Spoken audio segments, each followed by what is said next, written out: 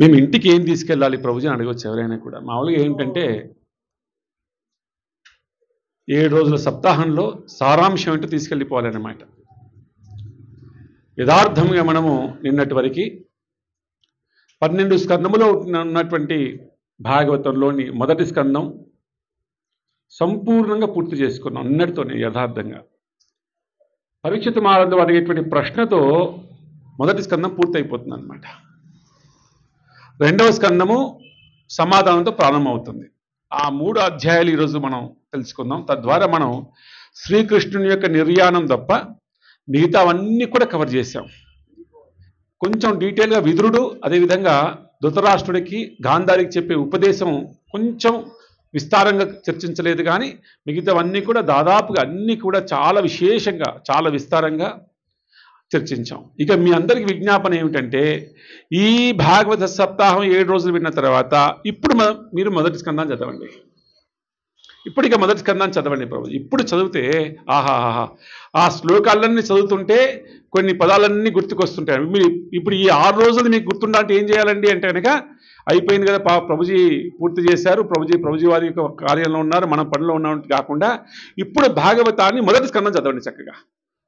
ఇప్పుడు చదువుతుంటే మీకు సొంతంగా ఎన్నో అనుభూతులు కలుగుతుంటాయి అన్నమాట. ఎన్నో కొత్త విషయాలు తెలుస్తుంటాయి. లేదా నేను చెప్పిన వాటిలో కొన్ని గుర్తుకు రావచ్చు. నా గొప్పతనం అని కాదు, భాగవతం యొక్క మహత్యం అది. కాబట్టి ఇప్పుడు మీరు మొదటి స్కందాన్ని పరిపూర్ణంగా అంటే కనుక ఏమంటారండి, ఇంకా మనం దాదాపుగా ఏమిటి ఆ గ్రిప్ రావాలన్నమాట ఇంకా మొదటి స్కందం మీద. ఏదైనా ఈ జీవిత కాలంలో ఇంకెన్నేళ్ళు మనం ఉంటామో తెలియదు, కానీ ఉన్నంత కాలంలో ఇలాంటి ఒక 11 సప్తాహాలు చేసామనుకోండి, ఒక సప్తాహానికి ఒక స్కందం లాగా 12 స్కందాలు అంటే 12 స్కందాలు పూర్తవచ్చేమో. సంకల్పం చేసుకుందాం, తప్పే ఉంది. ఇంకొక 11 సత్సంగాలు ఇలాంటివే 11 సప్తాహాలు అనుకున్నాం అనుకోండి. ఎప్పుడో ఇంకే 5 ఏళ్ళకో 10 ఏళ్ళకో 2 ఏళ్ళకో 3 ఏళ్ళకో ఎప్పుడు అవకాశం ఉంటే అప్పుడు దాదాపు ఇప్పుడు ఏం చేద్దాం, కంటిన్యూషన్ చేద్దాం ఇంకా ఈ ప్రాసెస్ని.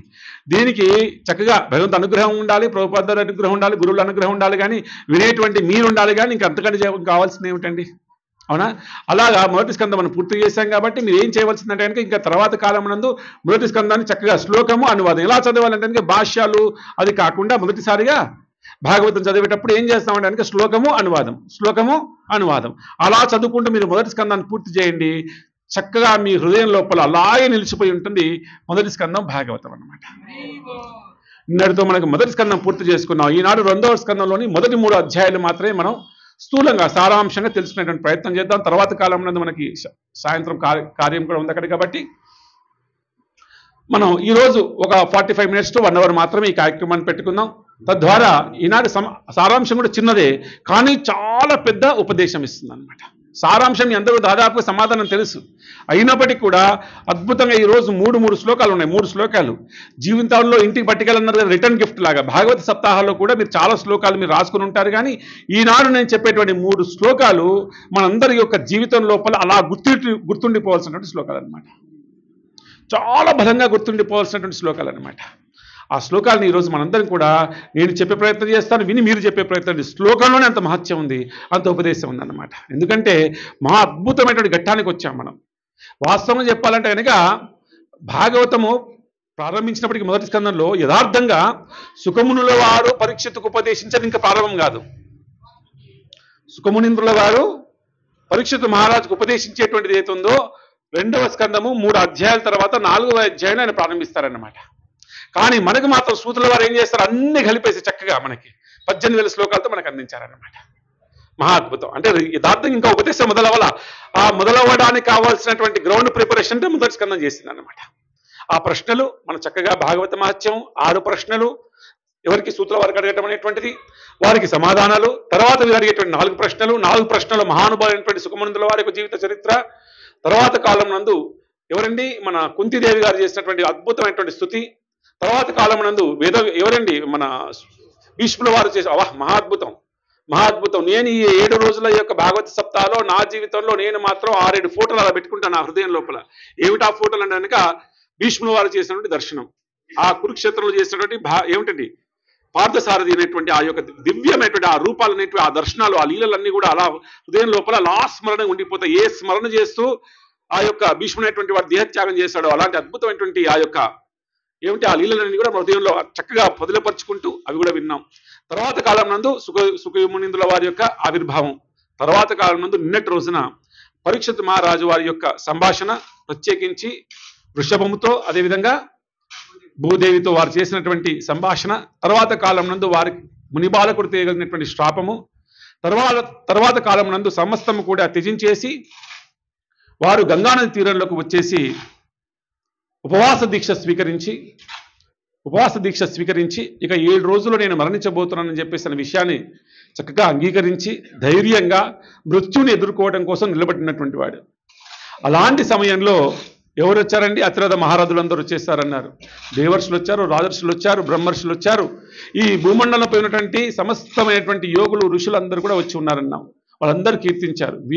వారు కీర్తించారు. అయ్యా మీ అనుగ్రహం చేతనే నేను ఈరోజు మీ యొక్క దర్శనం పొందానని చెప్పేసి ఈయన వారిని చక్కగా సత్కరించారు. తర్వాత కాలం నందు అయ్యా మృత్యువుని కూడా ధైర్యంగా, ఏ విధంగా అంటే కనుక అయ్యా ఒక ఇంటికి అతిథి వస్తే, గెస్ట్ వస్తే ఎలాగైతే అక్కడ మనం స్వీకరించాలో, ఆహ్వానించాలో, ఆ విధంగా మృత్యువుని కూడా ఆహ్వానించే స్థితిలో ఉన్నటువంటి పరీక్షిత్ మహారాజుకి, అతని యొక్క ధీరత్వానికి, అతని యొక్క ధైర్యానికి దేవతలు సైతం కూడా ఆశ్చర్యపోయి పుష్పవర్షాన్ని కురిపించినట్టుగా విన్నాం మనం. వినిపించిన తర్వాత అడిగాడు, అయ్యా నాకు 7 రోజుల సమయం ఉంది, ఏమి చెయ్యాలి నేను అని అడిగాడు. ఏమి చెయ్యాలి అంటే అందరూ అనుకుంటున్నారట. ఎందుకంటే అందరూ కొందరు కాశీ నుంచి వచ్చారు, కొందరు మథుర నుంచి వచ్చారు, కొందరు దక్షిణాది నుంచి వచ్చారు, ఉత్తరాది నుంచి వచ్చారు. అందరూ వచ్చి వారందరూ కూడా ఏం చేసుకుంటున్నారంటే ఇంకా వివాదంగా మారిపోయిందంట ఏం చేయాలనేది. పరీక్షిత్ మహారాజు 7 రోజుల్లో తక్షకుడు అనేటువంటి సర్పం కాటు చేత మరణిస్తాడని తెలిసిన తర్వాత ఈ 7 రోజుల్లో ఏమి చేయాలని వారు అడిగితే వీరందరూ చర్చించుకుంటారు. అయ్యా ఏం చేద్దామని 4 విషయాలు చర్చిస్తున్నారట. కొందరు అంటున్నారంట అయ్యా యజ్ఞం చేయిద్దామని చెప్పి అంటున్నారట. కొందరు ఏమనుకుంటారంటండి 7 రోజులు యజ్ఞం చేయిద్దాం కదా అనుకుంటున్నారట. కొందరు అన్నారు లేదు వేదపట్టణం చేయిద్దామని చెప్పేసి కొందరు అనుకుంటున్నారంట. రెండోది లేదు తపస్సు చేపిద్దామని చెప్పేసి కొందరు అనుకుంటున్నారంట. 4వది లేదు అయినా ఇవన్నిటికంటే గొప్పైనటువంటి దానగుణము, సమస్తమైనటువంటి అందుగుణ ఐశ్వర్యం అంతా కూడా సమస్తం అందరికీ కూడా భూమండలం అందరూ కూడా దానం చేద్దామని చెప్పి ఇలా వారి మధ్యలో సంవాదం కాదు వివాదంగా మారిపోయిందట. ఎందుకంటే ఒకరు చెప్తే ఒకరినారు, ఒకరు చెప్తే ఒకరినారు అనమాట. అందరూ విభిన్నమైనటువంటి మతాల నుంచి, ప్రాంతాల నుంచి, పరంపరల నుంచి వచ్చారు కాబట్టి. అలాంటి ఆ సమయం లోపల ఈయన ఒక ప్రశ్న అడిగాడు. ఏమని? అయ్యా లేదు ఇక వివాదంగా కాదు కావాల్సినటువంటిది ఏంది, విష్ణువు యొక్క కీర్తన చేయండి అని చెప్పేసి వారిని ప్రాధేయపడ్డాడు. అలా వారిని ప్రాధేయపడి ఒక్క ప్రశ్న అడిగాడు. ఏమిటి ఆ ప్రశ్న అంటే, మనిషి అనేటువంటి వాడు, మానవుడు అనేటువంటి వాడు తన యొక్క జీవితం లోపల ఎవరిని కీర్తించాలి, ఎవరిని స్మరణ చేయాలి, ఎవరిని కీర్తించాలి, ఎవరిని స్మరణ చేయాలి, ఎవరిని భజన చేయాలి, ఎవరి గురించి పని చేయాలి, చివరిగా ఎవరిని స్మరణ చేయాలి, ఇవి అడిగారంటండి. అవునా? ఎవరిని స్మరించాలి, ఎవరిని కీర్తించాలి, ఎవరిని భజించాలి, ఎవరి గురించి పని చేయాలి, ఎవరిని స్మరణ చేయాలి, ఈ 5ని ఎవరి గురించి చేయాలి. ప్రత్యేకించి మనిషి అనేటువంటి వాడు మ్రియమాణ వ్యవస్థ యందు అంటే కనుక మరణకాలమునందు సమీపంగా ఉన్నటువంటి వాడు ఏం చేయాలి, ప్రత్యేకించి 2 ప్రశ్నలు అడిగాడు. అడగగానే సమాధానం చెప్పేటువంటి పరిస్థితి లేదు అక్కడ ఎవరికి కూడా. అంటే ఏకాభిప్రాయంగా అందరూ కూడా ఆలోచిస్తున్నారంట. ఆ సమయంలో ఒక మహానుభావుడైనటువంటి వారు వచ్చారు. వారి పేరు ఏం పేరండి? సుఖమునిందుల వారు. వారికి అక్కడ ఏం చేస్తున్నారు? 16 సంవత్సరాల ప్రాయం వారిది. అలా ఆ సుఖమునిందుల వారు ఆ యొక్క ప్రాంగణానికి రాగానే అందరూ కూడా ఒకసారి లేచి నిలబడ్డారంట. ప్రత్యేకించి వ్యాసుల వారు, నారదుల వారు, అందరూ ఋషులు, యోగులు అందరూ లేచి నిలబడి, అందరూ వీరి వయసు కంటే పెద్దవారే. వీరి వయసు 16 సంవత్సరాలు మాత్రమే. ఎలా ఉందయ్యా వీరి యొక్క వస్త్రధారణ అంటే కనుక సూత్ర వారు అక్కడ చక్కగా చెప్తారనమాట. అయ్యా సమస్తమైనటువంటి ఈ ఆకాశాన్నే తన వస్త్రంగా చేసుకున్నట్టు ఉందంట. అంటే దిగంబరంగా ఉన్నాడని అర్థం అనమాట. ఈ నలుదిశలన్నీ కూడా నలుదిశలే తన వస్త్రంలో ఉన్నాయేమో అనిపిస్తుందంట. అంటే దిగంబరంగా ఉన్నాడు, ఏమి ధారణ చేయట్లేదు అనమాట. ఎలా ఉందయ్యా అంటే కనుక అయ్యా మేఘం అప్పుడే వర్షించే సమయంలో ఎంత నీలంగా మారిపోతుందో అంత అందంగా ఉందంట, కాంతివంతంగా ఉందంట. సాధారణంగా వెలుగుని తీసుకుంటుంది నలుపు అనేటువంటిది, కానీ ఈ నలుపు అలాంటి నలుపు కాదు, వెలుగుని ప్రకాశింపజేసే నలుపు అన్నారు ఇక్కడ. కృష్ణుని యొక్క రంగులా ఉందంట. వయస్సు 16 సంవత్సరాల ప్రాయంలో ఉన్నాడంట. ఇక ఒక్కొక్క యొక్క అవయమును చక్కగా కీర్తిస్తారు సూతుల వారు అనమాట. మహా అద్భుతంగా కీర్తిస్తారు. ప్రత్యేకించి కళ్ళు కానీ ఎలా ఉన్నాయి, చల్ల ప్రసన్నవదనంగా ఉన్నాయంట. ఎలా ఉన్నాయంట? ప్రసన్నవదనంగా ఉన్నాయంట. కళ్ళు చల్లగా వెన్నెలు కురిపిస్తున్నట్టుగా ఉన్నాయంట. చిరునవ్వు ఉందంట. లాటము చాలా విశాలంగా ఉందంట. విశాలమైన వక్షస్థలం ఉందంట. జుట్టంతా కూడా ఎలా ఉందంట అంటే కనుక పాపం ఆయన దూకోలేదు కదా, జడలు కట్టిపోయిందంట, అయినా కూడా చాలా అందంగా ఉన్నాడంట. కానీ వెనకాల నుంచి ఆడవారు అయ్యో ఇంత సౌందర్యంగా ఉన్నటువంటి వాడు పిచ్చివాడిలాగా ఉన్నాడు, ఏమిటి నవ్వుతున్నాడు, తనలో తానే మాట్లాడుకుంటున్నాడు, ఏమిటి వీడి పిచ్చివాడ, ఇంత సౌందర్యం భగవంతుడు ఇచ్చేసి బ్రహ్మ ఇచ్చేసి వీడికి పిచ్చితనం ఇచ్చాడేమిటి అని అతని యొక్క రూపాన్ని చూసి మోహపడి అతని యొక్క వ్యవహారాన్ని చూసి బాధపడుతున్నారంట స్త్రీలందరూ కూడా. కొంతమంది పిల్లలు కూడా వెంటబడుతూ ఉన్నారంట. అలా వారి మధ్యలోంచి ఆ యొక్క ప్రాంగణానికి వచ్చారు సుఖమునిందుల వారు. రాగానే ఏమి జరిగింది, అయ్యో ఒక్కసారిగా అందరూ లేచి నిలబడగానే వీరు చూశారు, ఒక్కసారిగా వారిని పూజించారని చెప్తుంది శ్లోకంలో. అంటే ఎలా పూజించారంటే కింద ఆచార్యులు రాస్తారు, అయ్యా ప్రణామములు చేత, ఎందుకంటే అక్కడ ఏమీ లేవు కదా, ధూపాలు అవన్నీ లేవు కదా. కాబట్టి వెంటనే ఆయన సాక్షాత్ దండవత్ ప్రణామాలు చేసి వారిని చక్కగా అర్చన చేశారంట. ఆ విధంగా ఆ యొక్క అద్భుతమైనటువంటి ఘట్టాన్ని వారు ఆహ్వానించేసి చక్కగా ఆసనాన్ని ఏర్పాటు చేసి అర్ఘ్యపాదాలు ఇచ్చేసి, అంటే పాదాలకు నమస్కారం చేసుకొని ఆ పాదాలని అక్కడే ఉన్నటువంటి గంగా జలముల చేత అభిషేకిస్తున్నాడంట.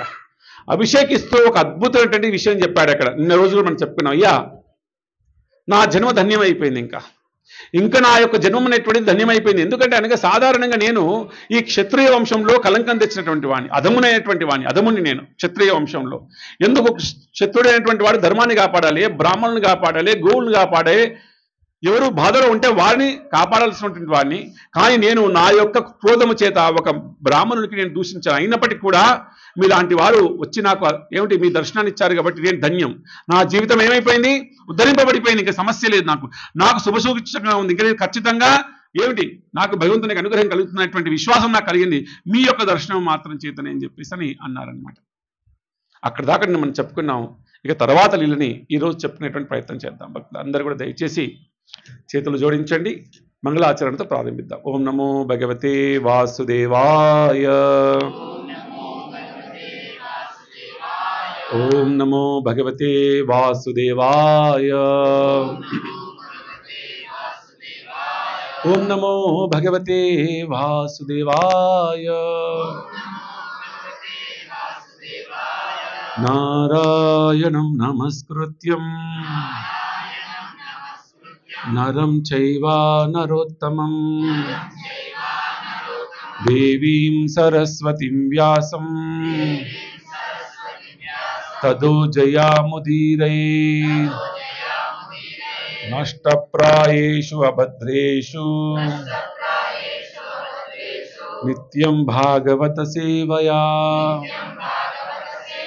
భగవతే ఉత్తమ శ్లోకే భక్తిర్భవతి నైష్టికీ. కృష్ణాయ వాసుదేవాయ దేవకీ నందనాయ చ నందగోపకుమారాయ గోవిందాయ నమో నమః. గోవిందాయ నమో నమః. గోవిందాయ నమో నమః. ఓం అజ్ఞానతిమిరంధస్య జ్ఞానాంజనశలాకయ చక్షురున్మిలితం యేన తస్మై శ్రీ గురవే నమః. నమో ఓం విష్ణుపాదాయ కృష్ణపృష్ఠాయ భూతలే శ్రీమతే భక్తివేదాంత స్వామీతి నామిని. నమస్తే సరస్వతే దేవే గౌరవాణి ప్రచారిణే నిర్విశేష శూన్యవాది పాశ్చాత్య దేశతారిణి. జయ శ్రీ కృష్ణ చైతన్య ప్రభో నిత్యానంద శ్రీ అద్వైత గదాధర శ్రీవాసాది గౌర భక్తవృంద. హరే కృష్ణ కృష్ణ కృష్ణ హరే హరే, హరే రామ రామ రామ హరే హరే. హరే కృష్ణ. శ్రీల ప్రభుపాదికి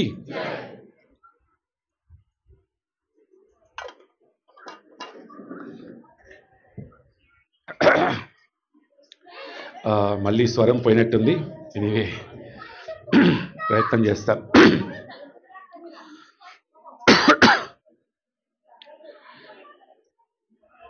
యథార్థంగా చూస్తుంటే కనుక నేను చాలా భాగవత సప్తాహాలు చాలా కాదు, అవకాశం ఉన్నంత కొన్ని సప్తాహాలు ప్రవచన రూపంలో ఉన్నాను, కొన్ని శ్రవణ రూపంలో పాల్గొన్నాను. కానీ ఈ 7 రోజుల పాటు ఇక్కడ ఉన్నటువంటి ప్రతి భక్తులు కూడా ఎంత శ్రద్ధాపూర్వకంగా వినటువంటిది చాలా చాలా చాలా ఆనందాన్ని ఇచ్చింది. ప్రతి భక్తులు కూడా ఎంత చక్కగా ఈ యొక్క భాగవతాన్ని విన్నారో, ఎంత చక్కగా దర్శించారో, ఎంత అద్భుతంగా చాలా శ్రద్ధాపూర్వకంగా ఈ భాగవత సప్తాహంలో మీరు అందరూ పాల్గొన్నారు. నాకు అది కనిపిస్తూనే ఉంటుంది. కాబట్టి అంత ఈజీ కాదు. సాధారణంగా కలియుగంలో భాగవత సప్తాహంలో కూర్చోవడం అనేటువంటిది అంత సాధారణమైన విషయం కాదు. మనసులో కూడా అన్నిటిని కూడా త్యజించేసి చక్కగా మఠం వేసుకొని కూర్చొని భాగవతం వినేటువంటిది మహాత్కృష్టమైనటువంటి కష్టం అన్నమాట ఈ కలియుగం లోపల. కానీ శాస్త్రం ఆధారంగా చూస్తే మాత్రం ఇంతకంటే ఇంకో మార్గం లేదని చెప్పింది. కాబట్టి భాగవతం వినట కంటే కూడా ఈ హృదయాన్ని చక్కగా ప్రశాంతంగా ఉంచడానికి ఇంకొక మార్గం లేదు లేదు లేదు అని చెప్పి శాస్త్రం అన్ని కూడా చెప్తున్నది. అందుక్రమంలోనే మనందరం కూడా చక్కగా మహాద్భుతంగా నాతో పాటు మనందరం కూడా ఎక్కడెక్కడికో ప్రయాణం చేశాం. మనం మానసికంగా బృందావనానికి ప్రయాణం చేశాం, నైమిషారణ్యానికి ప్రయాణం చేశాం, అదేవిధంగా ప్రత్యేకించి కురుక్షేత్ర రంగంలోకి వెళ్ళిపోయాం, భీష్ముడి యొక్క నిర్యాణం దగ్గర వెళ్ళిపోయాం, అదేవిధంగా కుంతి మహారాణి దగ్గర వెళ్ళిపోయాం, ఉత్తర యొక్క గర్భమునందు భగవంతుడు ఎలా సేవించాడో అక్కడ మనం వెళ్ళిపోయాం. ఒక్కొక్క లీలలో మనం మానసికంగా అక్కడే వెళ్ళేసి ఆ యొక్క లీలను చక్కగా దర్శించి లీలాప్రవేశం చేసే ప్రయత్నం చేశామా లేదా? మహాద్భుతంగా ఆ లీలా ప్రదర్శన చేసి ఆ లీలలో ప్రవేశించేసి ఆ యొక్క చక్కటి భావాన్ని, ఉపదేశాన్ని, ఆ యొక్క సారణంతటిని కూడా చక్కగా మీ అందరూ కూడా ఆస్వాదించారు. మీతో పాటు నేను కూడా ఆస్వాదించాను. అది మహా అనుగ్రహం, గురువుల అనుగ్రహం, వైష్ణవ సాంప్రదాయం ప్రతి ఒక్క గురువు కూడా అనుగ్రహం అని చెప్పాలి. ఇక చివరి రోజున అందరూ అనుకున్నారు ఏమిటంటే చాలా లీలలు కావాలి కదండి, మరి గోవర్ధన్ లీల, బృందావన్ లీల అని చెప్పేసి భాగవత సప్తాహం అనేది కేవలం 7 రోజులు మాత్రమే మనం పెట్టుకున్నాం. యథార్థంగా కనుక అనుకుంటే కనుక ఒక 12 సప్తాహాలు పెట్టుకుంటే భాగవతం పూర్తవుతుందని ఒక అంచనా. ఈ 7 రోజుల పాటు నేను కూడా మొదటి స్కందాన్ని చెప్పడం అనేది ప్రథమసారియే. చాలాసార్లు ఏం చేసేవాడు, మొదటి స్కందం 2 రోజులు చెప్పేసి తర్వాత ప్రధానమైన లీలన్నీ చెప్పేసేటుండేవాడిని. కానీ ఈనాడు మాత్రం చక్కగా ఈ సప్తాహంలో చాలా విస్తారంగా మనం మొదటి స్కందాన్ని పూర్తి చేసుకుంటున్నాం. ఇక నిన్నటి రోజు మనం చర్చించిన అంశం మీ అందరికీ కూడా తెలుసు. ఇక్కడ పరీక్షిత్ మహారాజు ప్రశ్న అడిగాడు. ఎవరిని? సుఖమునందుల వారనయ్యా, మానవుడైనటువంటి వాడు ఎవరిని స్మరించాలి, ఎవరిని భజన చేయాలి, ఎవరిని స్మరణ చేయాలి, ఎవరి గురించి పని చేయాలి, ఎవరిని భజించాలి, 5 విషయాలు అడిగాడు అనమాట. అడిగితే సమాధానం చెప్పాలి కదా సుఖమునిందుల వారు. చూడండి ఎలా ఉంటుందో. వారిని ఇంతమంది ఎందుకు గౌరవించారండి? అందరూ లేచి నిలబడ్డారంటే ఎందుకు లేచి నిలబడ్డారు? వయస్సులో చిన్నవాడే కదా. వైష్ణవ సాంప్రదాయంలో జ్ఞానాన్ని బట్టి గౌరవం, వయస్సును బట్టి కాదు. వైష్ణవ సాంప్రదాయంలో తనకు ఉన్నటువంటి జ్ఞానాన్ని బట్టేసి మనం చక్కగా ఆయన ఉత్తమాధికార, మధ్యమాధికార, కనిష్టాధికార అని చెప్పి భావన చేస్తా ఉన్నాం. ఇది వైష్ణవ సాంప్రదాయం, పెద్దలు చెప్పినటువంటి సాంప్రదాయం. అలాగని చెప్పేసి పెద్దవారిని అలా అగౌరవపరచడం అనేటువంటిది కాదు దాని ఉద్దేశం. కానీ యథార్థంగా జ్ఞానం బట్టి అందరూ కూడా లేచి నిలబడ్డారు. మనం కూడా నిన్న మానసికంగా లేచి నిలబడేసి చక్కగా సుఖమునిందుల వారికి మనం స్వాగతం పలికాం కదా. ఆ విధంగా అతను ఎందుకు అంటే కనుక అతను బాగా అద్భుతంగా చెప్పారు. ఇక్కడ ఏమిటంటే శ్లోకంలో చక్కగా చెప్తారు. ఎందుకు అందరూ కూడా అందరూ అంత గౌరవించారు సుఖమునిందులో అని 16 ఏళ్ల వయస్సే కదా అనుకుంటే కనుక ఆయన నిజలాభతృష్ణ అని చెప్పి పదాలు వాడతారనమాట. నిజ లాభతృష్ణ అంటే యథార్థంగా మనిషి అనేటువంటి వాడు ఏ లాభాన్ని పొందాలో అంటే భగవంతుని యొక్క లీలని, భగవంతుని యొక్క నామాన్ని ఆస్వాదించగలరు. అది లాభం. నిజమైన లాభం ఏమిటండి? భగవంతుని యొక్క నామాన్ని, రూపాన్ని, గుణమును చాలా చక్కగా ఆస్వాదించటం, అనుభూతి పొందటం, హృదయం నందు భావాన్ని పొందటం, అదే నిజమైనటువంటి లాభము. ఆ నిజమైనటువంటి లాభాన్ని పొందటం చేత ఏ మాత్రం కూడా హృదయం లోపల, మన ముఖం లోపల ఏ మాత్రం కూడా ప్రసన్నవదనంగా ఉన్నాడు. నా శోచతి నా కాంక్షతి. దేని గురించి కావాలనుకోవటం లేదు మొహం లోపల. ఏదో నా నుంచి పోయిందనే బాధ లేదు, ఏదో నాకు కావాలనేటువంటి బాధ లేదు. నా శోచతి నా కాంక్షతి, ప్రసన్న వదనంగా ఉన్నాడు. అదే అందరు గుర్తుపెట్టట. సాధారణంగా చాలా మందికి తెలియదు. ఎందుకంటే ఎక్కడో ప్రయాణం చేస్తుంటాడు కదా, తెలీదు. చాలా మంది ఆ యొక్క ప్రసన్న వదన నా ముఖంలో ఆ యొక్క కాంతిని చూశారనమాట. ఎంత నవ్వుతూ ఉన్నాడని చెప్పేసాను. అందుకే విష్ణు భక్తులు కానీ, హరిభక్తులు కానీ, కృష్ణ భక్తులు కానీ ఎప్పుడూ చిరుమందహాసంతో ఉండాలి, ప్రసన్నవదనంగా ఉండాలి. ప్రసన్నంగా ఉండాలంటే ఏం చేయాలి? లోపల భగవంతుడికి నామస్మరణ చేయాలి. నామస్మరణ చేయటం చేత ఒక గుణములు వస్తాయి. ఏమిటిది? నా శోచతి నా కాంక్షతి. ఏది కావాలనుకోము, ఏదో పోతుందని బాధపడము. ఈ స్థాయికి వస్తే మన ముఖంలో ఎప్పుడు కూడా చిరుమందహాసం ఉంటుంది, ప్రసన్నవదనంగా ఉంటుంది అనమాట. ఆ విధంగా ఉన్నాడు. అది చూసి గుర్తుపెట్టారట అందరూ, ఈయనే సుఖమునిందుల వారిని. సాధారణంగా సుఖమునిందుల వారైనటువంటి వారు ఎక్కడికి కూడా రాడు. ఇంతకుముందు చెప్పుకున్నాం మనం. ఎక్కడికని బయలుదేరు కారణం ఏమిటి? ఆయనకి బయట ఎక్కడికో వెళితేనో సుఖం లేదు, ఎక్కడికో ప్రయాణించాలనేటువంటి కోరిక లేదు. ఎందుకు? ఆయన ఆత్మరాముడు. ఆత్మరాముడు అంటే ఏమిటి? నేను ఆనందంగా ఉండటానికి నాకు సంఘటన కావాలనో, పక్కవాడ నువ్వు ఎంత గొప్పవాడని చెబుతానో, నాకు ఒక వస్తువు కావాలనో, ఇక్కడ పోతేనే ఏమీ లేవన్నారు. ఆయన ఆనందము ఆత్మరాముడు అంటే తనకు తానుగా భగవంతుని యొక్క నామాన్ని లీలని స్మరణ చేస్తూ ఆనందంగా ఉండేటువంటి స్థాయిలో ఉన్నటువంటి వాడు. తనకు తానుగా ఎక్కడికి వెళ్ళవలసిన అవసరం లేదు. అలాంటి వాడు ఎందుకు వెళుతున్నాడు అంటే కనుక కేవలం అనుకున్నాం, కేవలం ఇతరులను ఉద్ధరింపజేయడం కోసమే. ఇతరులని ఉద్ధరింపజేయడం కోసం మాత్రమే ప్రయాణం చేస్తారు అప్పుడప్పుడు. అది కూడా ఎంతసేపు ప్రయాణం చేస్తారు? కేవలం గోధుమ కాలం అన్న ఒక దూడ ఆవు దగ్గర ఎంతసేపు పాలు తాగుతుందో అంతసేపు మాత్రమే ప్రయాణం చేస్తారు. అలాంటి వారు ఇక్కడికి సాధారణంగా రారు. ప్రత్యేకించి ఆత్మరాములైనటువంటి వారు శాస్త్రం చెప్పబడుతుంది రాజుల దగ్గరికి, ధనవంతుల దగ్గరికి రారంట. బాగా ధనం ఉందనుకోండి, ఎందుకు రారంటే వారి దగ్గర ధనంతో పాటు గర్వం కూడా సంపాదించుకుంటారు కాబట్టి వీరికి దూరంగా ఉంటారంటే ఎవరు? ఆత్మరాములైనటువంటి మునీశ్వరులు అనేటువంటి వారు. ధనవంతుల దగ్గరికి రారు. ఏమిటి? రాజుల దగ్గరికి చాలా తక్కువ వస్తారంట. కారణం ఏమిటి? వారిలో నేను రాజు అనుకోండి అహంకారం ఉంటుంది. జ్ఞానం దగ్గరికి కూడా చాలా తక్కువ వస్తుంటారు ఇలాంటి మునీశ్వరులు. ఇంకా చెప్తే కనుక ఇది ఎందుకు ఇలా అంటే కనుక ఇది మన చైతన్య చరితామృత చూసినప్పటికీ కూడా చైతన్య మహాప్రభు వారు జగన్నాథపురిలో నివాసం ఉంటున్నప్పుడు అక్కడ ఒక రాజు ఉండేటువంటి వాడు, ప్రతాపుడు అనేటువంటి రాజు ఉండేటువంటి వాడు. ఆయనకి తెలిసింది ఏమిటి? ఓ మహాప్రభుల వారు ఇక్కడ ఉన్నారు, ఆయన సాక్షాత్తు విష్ణుని యొక్క భావాన్ని, కృష్ణుని యొక్క భావాన్ని చూపిస్తున్నటువంటి వారు. ఎన్నో దివ్యమైన చిహ్నములు ఉన్నాయి మహాప్రభుల్లో. మహానుభావుడు అయినటువంటి వాడు. ఆయన దర్శనం నాకు కావాలని చెప్పి ప్రయత్నించాడు. రాజు కదా, ప్రయత్నిస్తే ఏం కష్టమా? మహాప్రభుల వారికి వచ్చి చెప్పారంట శిష్యులు, అయ్యా మహారాజు వారు వచ్చారు, వారికి దర్శనం కావాలనుకుంటున్నారన్న అంట. ఏంటంటే నేను ఏమని భోగిలని అంటే కనుక ఈ భౌతిక జగత్తే నిజమనుకొని ఆత్మ లేదు, మరణం తర్వాత ఏమి లేదు, జన్మకు ముందు ఏమి లేదు అనుకునేటువంటి వారిని, ఈ భోగైశ్వర్యం నందు ఉండేటువంటి వారిని ఎప్పుడు నేను దర్శించను, కాబట్టి దర్శనం లేదని చెప్పి వద్దన్నారంట. ప్రతాపరుద్రుల వారు పదే ప్రయత్నం చేస్తున్నారు. ఎప్పుడు అవకాశం దొరకలేదు వారికి. ఎందుకు? మహాప్రభువు అంటారు నేను కలవను అన్నారు. అంటే తనకు తానుగా ఆత్మరాములైనటువంటి వారు ఇలాంటి రాజుల దగ్గరికి, ధనమున్నటువంటి వారి దగ్గరికి రారు, అవసరం లేదు వారికి. ప్రతాపరుద్రులు ఏం చేస్తారో తెలుసా? బాగా పట్టుకునేటువంటి ప్రయత్నం చేయండి. ఆయన ఎప్పుడు సమయం చూస్తున్నాడు, మహాప్రభు యొక్క సేవ దొరకాలి, దర్శనం దొరకాలి నాకని. ఒకనాడు రథయాత్రలో, జగన్నాథుడి యొక్క రథయాత్రలో పురుక్షేత్రం లోపల జగన్నాథుడి యొక్క రథయాత్ర జరుగుతుంటే ఆ రథయాత్ర యందు చాలా అద్భుతంగా నాట్యం చేస్తాడు మహాప్రభుల వారు. ఎలా నాట్యం చేస్తారో మీ అందరూ తెలుసు కదా, 12 ఫీట్లు ఎగురుతారనమాట, వారు డాన్స్ చేస్తారు. అలా డాన్స్ చేస్తూ జగన్నాథుడి యొక్క రూపాన్ని దర్శిస్తూ చక్కగా కరతాళాలు చేస్తూ మృదంగాలు వాయిస్తూ కీర్తన చేస్తూ మహా అద్భుతంగా స్వాగతం పలికారు జగన్నాథుల వారిని. అలా జగన్నాథుల వారి ఈ స్వాగతం పలికేసి ఆనాడు రథయాత్ర అయిపోయిన తర్వాత రాత్రి సమయం ముందు సేవ తీసుకుంటున్నారు, నిద్రిస్తున్నారంట. నిద్రిస్తున్నప్పుడు అప్పుడు ప్రతాపరుద్రుల వారు అడిగారట, అయ్యా ఎవరిని అంటే వెనక శిష్యులు అడిగారు, అయ్యా ఏమైనా అవకాశం ఉందా, వారిని సేవించే అవకాశం, దర్శనం ఇవ్వటం లేదు, ఏం చేస్తున్నారంటే నిద్రిస్తున్నారు, ఏమైనా అవకాశం ఉందా? పర్వాలేదు అవకాశం ఉంది, రండి.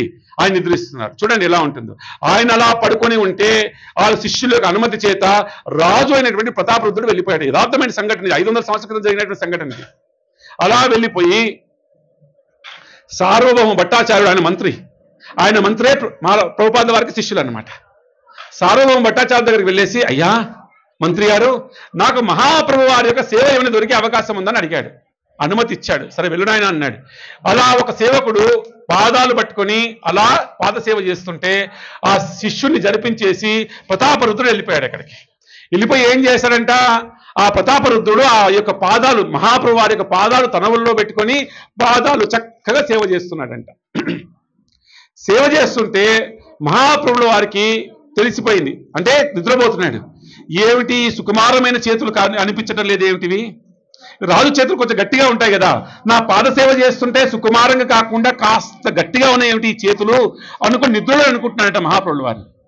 అనుకుంటే అయ్యో ఈయనకేమైనా అనుకుంటే లేస్తారేమో, మళ్ళీ నాకు ఈ దర్శనం కలగదేమో, ఈ యొక్క సేవ దొరకదని చెప్పేసి అని ఆయన ఏం చేశారు, మహా అద్భుతంగా ఏం చేశారు ప్రభుజీ, ఓహో మహా అద్భుతం, గోపీ గీతాన్ని గానం చేస్తున్నారంట. ఈ గోపీ గీతాన్ని గానం చేస్తూ అందులో ప్రత్యేకించి 9వ శ్లోకాన్ని గానం చేస్తున్నారంట. ఈ 9వ శ్లోకాన్ని గానం చేస్తుంటే ఇవన్నీ మర్చిపోయారు మహాప్రభులు వారు, నిద్రలో ఉన్నారు. ఈయన 9వ శ్లోకాన్ని గానం చేస్తూ ఆయన గొంతు తడియారిపోయింది. ఎందుకు? ఆ భావనలోకి వెళ్ళిపోయారు, గోపీ భావనలోకి. ఈయన గోపీ భావంలోకి వెళ్ళిపోయి శ్లోకం అనేటువంటి తడబడుతుంది. ఇది వింటూ వింటూ మహాప్రభుల వారి గొంతు వారిది తడియారిపోయింది, వారి కళ్ళ నుంచి నీరు గారుతుంది. ఆయన అదే భావంలోకి వెళ్ళిపోయారు. ఈ గొంతు ఆడిపోతుంటే ఆయన నిద్రలో ఈ శ్లోకాన్ని చెప్తున్నారంట. అర్థమైందా? ఇలా అప్పుడు అంటే ఆ విధంగా ఆయా సేవ దొరికింది తప్ప, అంటే సంపూర్ణ శరణాగతి చేస్తే గాని ఒక రాజైనా ఎవరైనా సరే ఇలాంటి యుగ పురుషులైనటువంటి వారు, సుఖమునందులు లాంటి వారు వారికి అనుగ్రహిస్తారన్నమాట. ఇది చెప్పాలనుకునేటువంటి వృత్తాంతం. అర్థమైందా? అంతటి స్థాయిలో కృష్ణ భక్తి ఉంటే గాని ఇలాంటి వారు ఊరికే రారు, మహానుభావులు అంటాం. ఇతను అంత స్థాయి ఉందా? ఎస్, ఖచ్చితంగా.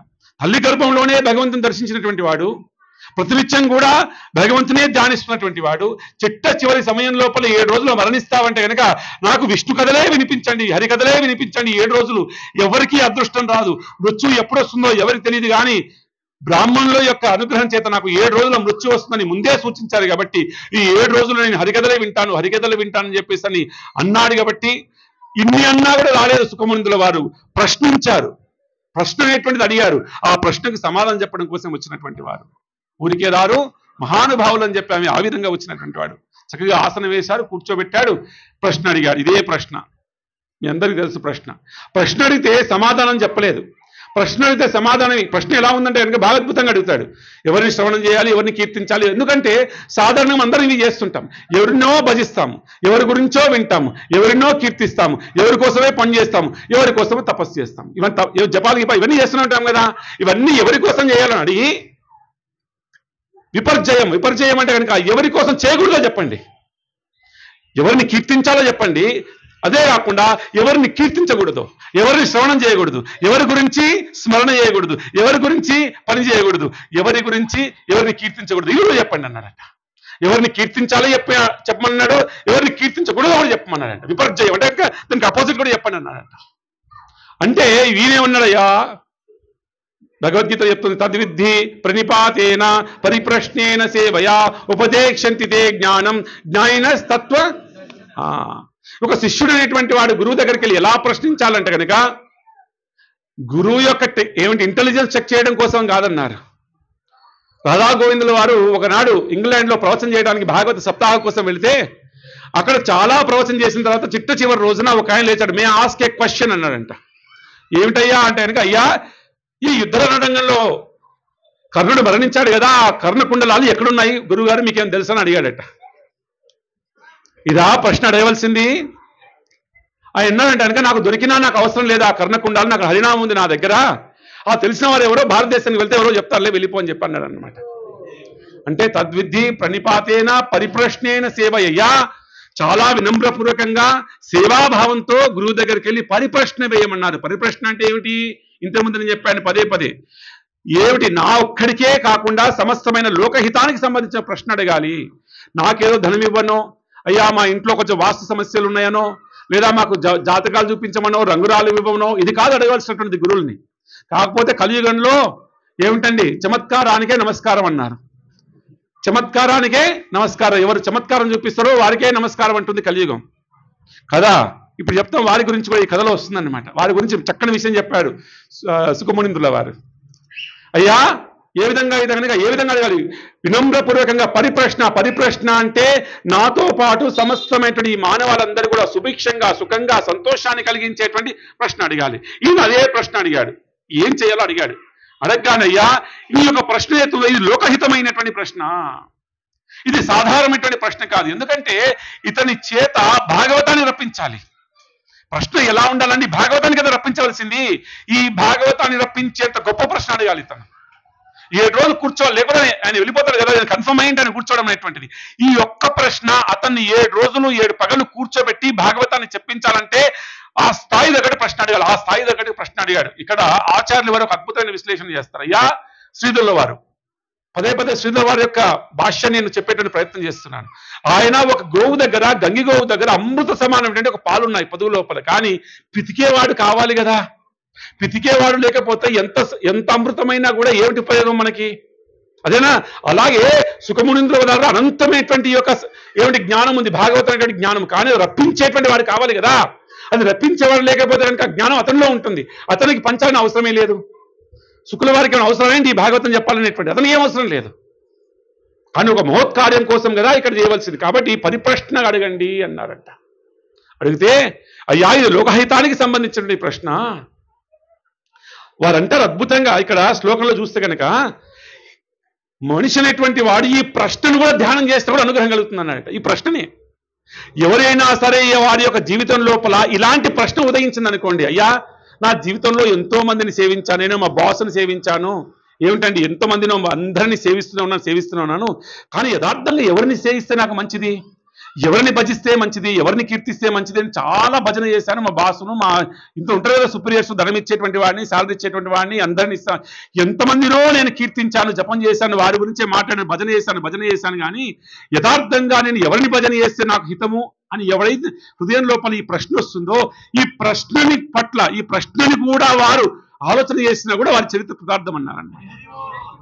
అంటే ఈ ప్రశ్న వారి లోపల ఉదయించిందంటే కనుక వారి ఇంకా అడుగులు భాగవతం వైపుని అర్థం అనమాట, ఇంకా వేరే సందేహం లేదు. అలాగా లోకహితమైనటువంటి ప్రశ్న అనేది నీ ప్రశ్నకు సమాధానంగా రాబోయే 7 రోజుల్లో మహోత్కృష్టమైన గ్రంథమే ప్రకటితమైపోతుంది అని చెప్పి సమాధానం చెప్పాలి కదా. ఈ సమాధానము రెండవ సమాధానం చెప్తారు. ఎందుకో ఈ భాగవతంలో 2 ప్రశ్నలు అడిగితే కనుక రెండో ప్రశ్న ముందు చెప్తారు, మొదటి ప్రశ్న తర్వాత చెప్తారు. ఎందుకో తెలియదు, నాకు గుహ్యం అర్థం కాదు మనకి. 2 ప్రశ్నలు అడిగితే అంటే ఎవరు చేయాలో అడిగారు, ఎవరు చేయకూడదో చెప్పారు కదా. ఎవరి గురించి చేయకూడదో మొదటి చెప్తున్నారట. ఎందుకో తెలియదు మనకి. ఏమిటో భక్తులు భాగవతంలో ఉన్నటువంటి భక్తుల యొక్క లీలా విశేషాలైనటువంటి కూడా అర్థం కావు కదా మనందరికి కూడా. రెండవ ప్రశ్నకి సమాధానం చెప్తున్నారు, ఎవరి గురించి భజించకూడదో. సమాధానం 3 శ్లోకాలు చెప్పారనమాట. ఏం చెప్పారంటే కనుక అయ్యా ఈ కలియుగం లోపల ఎవరైతే కనుక చూడండి, ఎవరైతే కనుక ఆత్మ లోపల ఉందని గుర్తించకుండా ఈ దేహమే యథార్థం అనుకొని, జన్మకి ముందు మరణానికి తర్వాత జీవితం లేదనుకొని, యథార్థంగా ఊర్ధ్వలోకాలు లేవు, అధోలోకాలు లేవు, జీవితం అంతా కూడా ఏమిటి జన్మ నుంచి మరణం వరకే, మరణం తర్వాత ఏమీ లేదు, జన్మకు ముందు కూడా ఏమీ లేదు, అంతా కూడా భోగించడానికే మనం పుట్టి ఉన్నాము, కారణం మాకు అవసరం లేదు, స్వర్గం నరకం వైకుంఠం ఇవన్నీ కూడా కైలాసాలు ఇవన్నీ కూడా లేవు అని ఎవరైతే భావన చేస్తూ ఈ భౌతిక జగత్తులో జన్మించిన తర్వాత ఈ భౌతిక విషయాలన్నీ భోగించాలనుకునేటువంటి వారు, ఆనందించాలనుకునేటువంటి విషయవాదులకి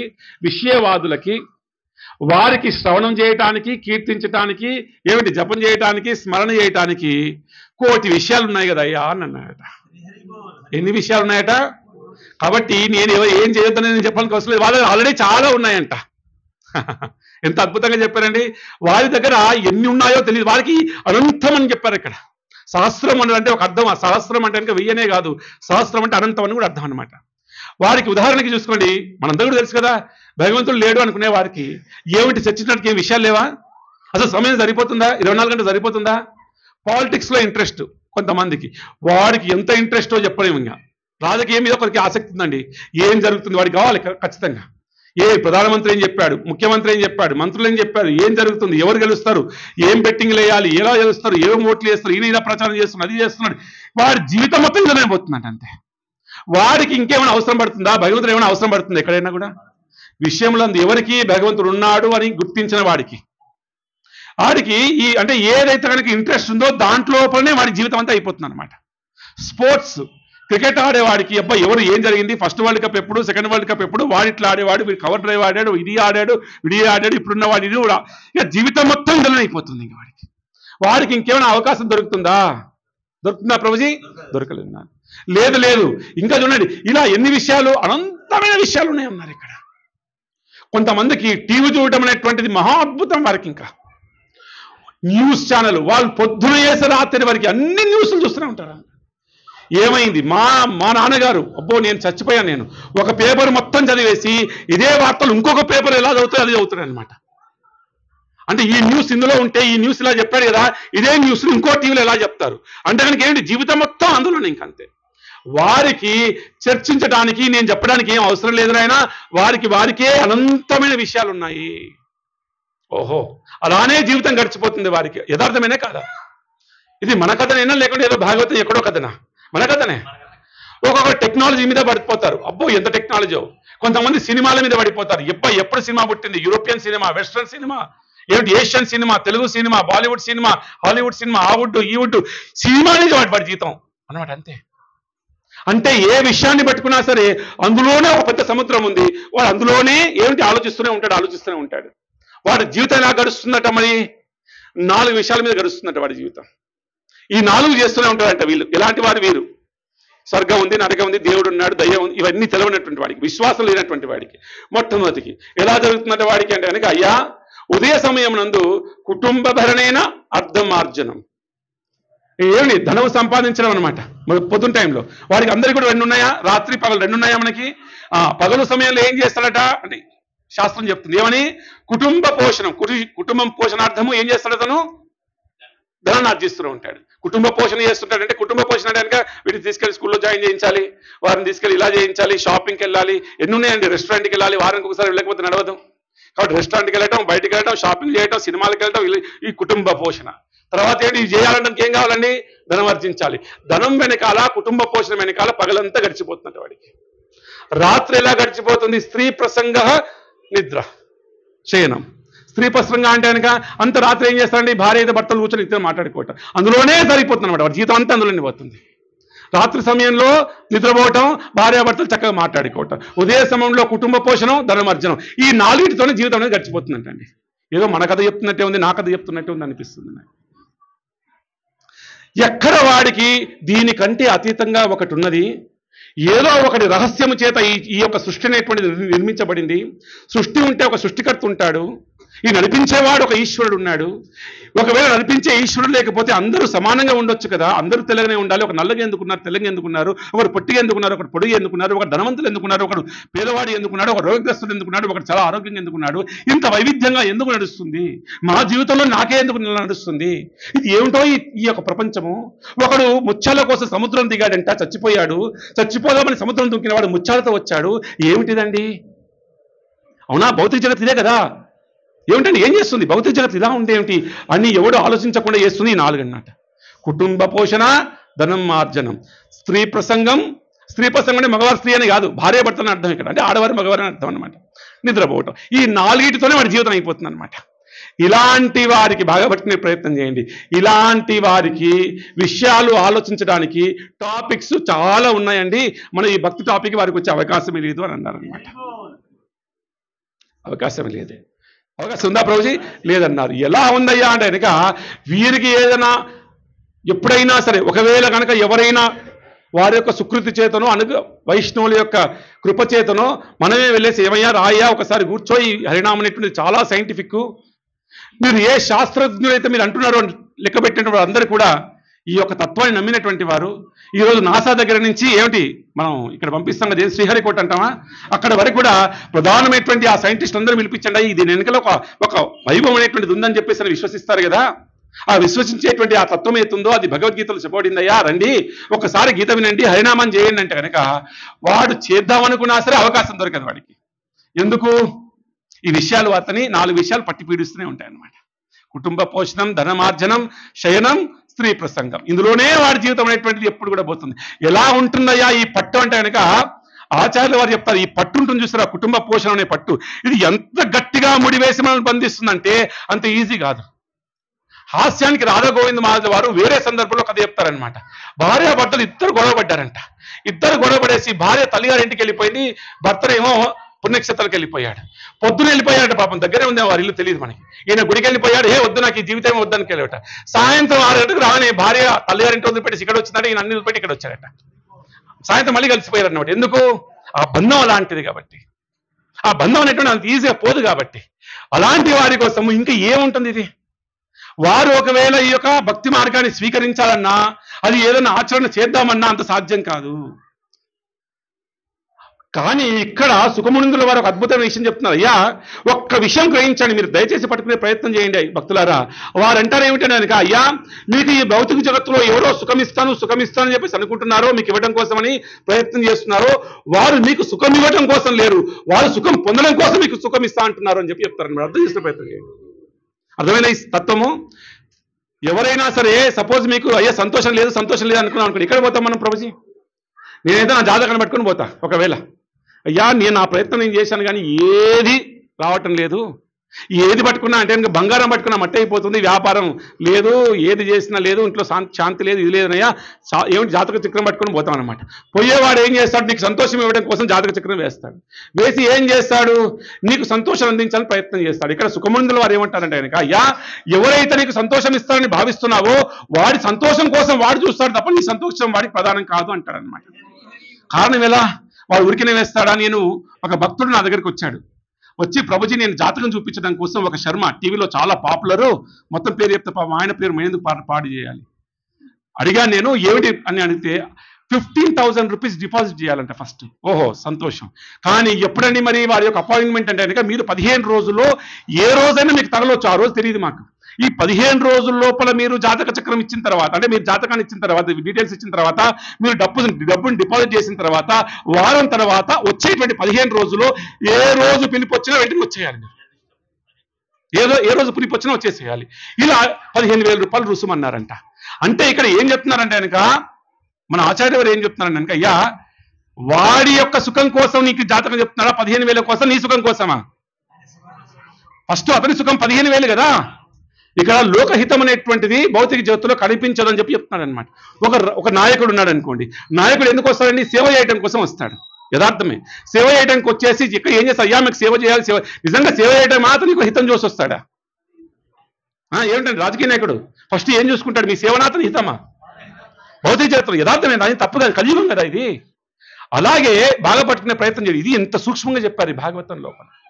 అయ్యా మనం ఎవరైతే ఆనందిస్తారో సుఖం ఇస్తుందని చెప్పేసి భావన చేస్తామో అతని యొక్క సుఖం కోసం తను పనిచేస్తాడు తప్ప నీ సుఖం అనేటువంటిది అతని ప్రాధాన్యత కాదు. కాబట్టి ఈ యొక్క చక్రంలంతా దయచేసి పడేటువంటి ప్రయత్నం చేయొద్దు అని చెప్పి ఒక అద్భుతమైనటువంటి సమాధానం చెప్తాడు మొట్టమొదటి శ్లోకానికి, మొట్టమొదటి ప్రశ్నకి. రెండో ప్రశ్న అయిపోయింది, ఇప్పుడు మొదటి ప్రశ్నకు సమాధానం ఏం చెప్తాడు? అయ్యా తస్మాత్ భారత సర్వాత్మ, అందరు చెప్పండి. తస్మాత్ భారత సర్వాత్మ భగవాన్ ఈశ్వరో హరి, భగవాన్ ఈశ్వరో హరి. తస్మాత్ భారత సర్వాత్మ, తస్మాత్ భారత సర్వాత్మ భగవాన్ ఈశ్వరో హరి. శ్రుతవ్యస్య కృతవ్యస్య స్మృతవ్యస్య చేతతా భయం. తస్మాత్ భారత సర్వాత్మ, కాబట్టి నాయన నీకు సుఖం ఇచ్చేటువంటిది ఏది భౌతిక జగత్తులో లేదు విషయం ఉన్నటువంటి వాడికి. కానీ తస్మాత్ కాబట్టి ఏ భరతవర్షంలో జన్మించినటువంటి పరీక్షిత్ మహారాజు ఏం చేయాలి? సర్వాత్మ. సర్వాత్మ అంటే ఏంటి అర్థం ఇక్కడ ఆచార్య వారు చెప్పారు. సర్వాత్మ అంటే కనుక అందరి యందు పరమాత్మగా ఉండి అందరిని కూడా సమదృష్టితో చూసేటువంటి వాడు, అందరిలో ప్రకాశిస్తూ ఈ దేహం నిలబడడానికి కారణభూతుడైనటువంటి వాడు.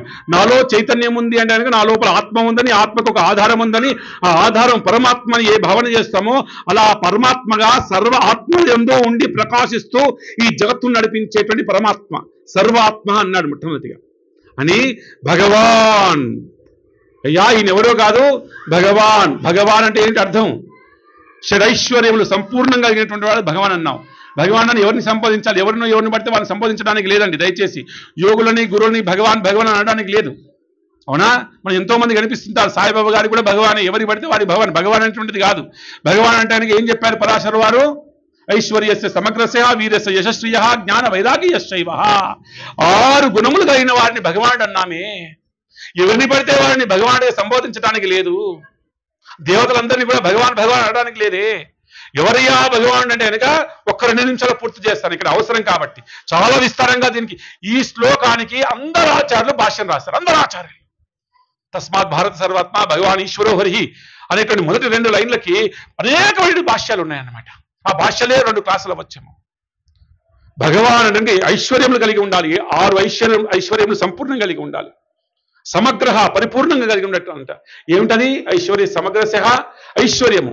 మొట్టమొదటి ఐశ్వర్యముడు. ఐశ్వర్యం అంటే ఏమిటండి? ధనము సమగ్రంగా కలిగి ఉండాలంట. ఈ భూజగత్తులో ఈ భూమండలం లోపల ఎవరైనా కూడా ఐశ్వర్యాన్ని సంపూర్ణంగా కలిగిన వాడు ఉన్నాడా? ఉంటే ఒక వంశంలో ఉంటుంది, ఒక తరంలో ఉంటుంది. పెద్దవాళ్ళు చెప్పారు, అయ్యా 7వ తరానికి ఐశ్వర్యం మొత్తం అంతరించిపోయి మళ్ళీ వాడు స్టార్ట్ చేయాలి అర్జించడం అనేటువంటిది.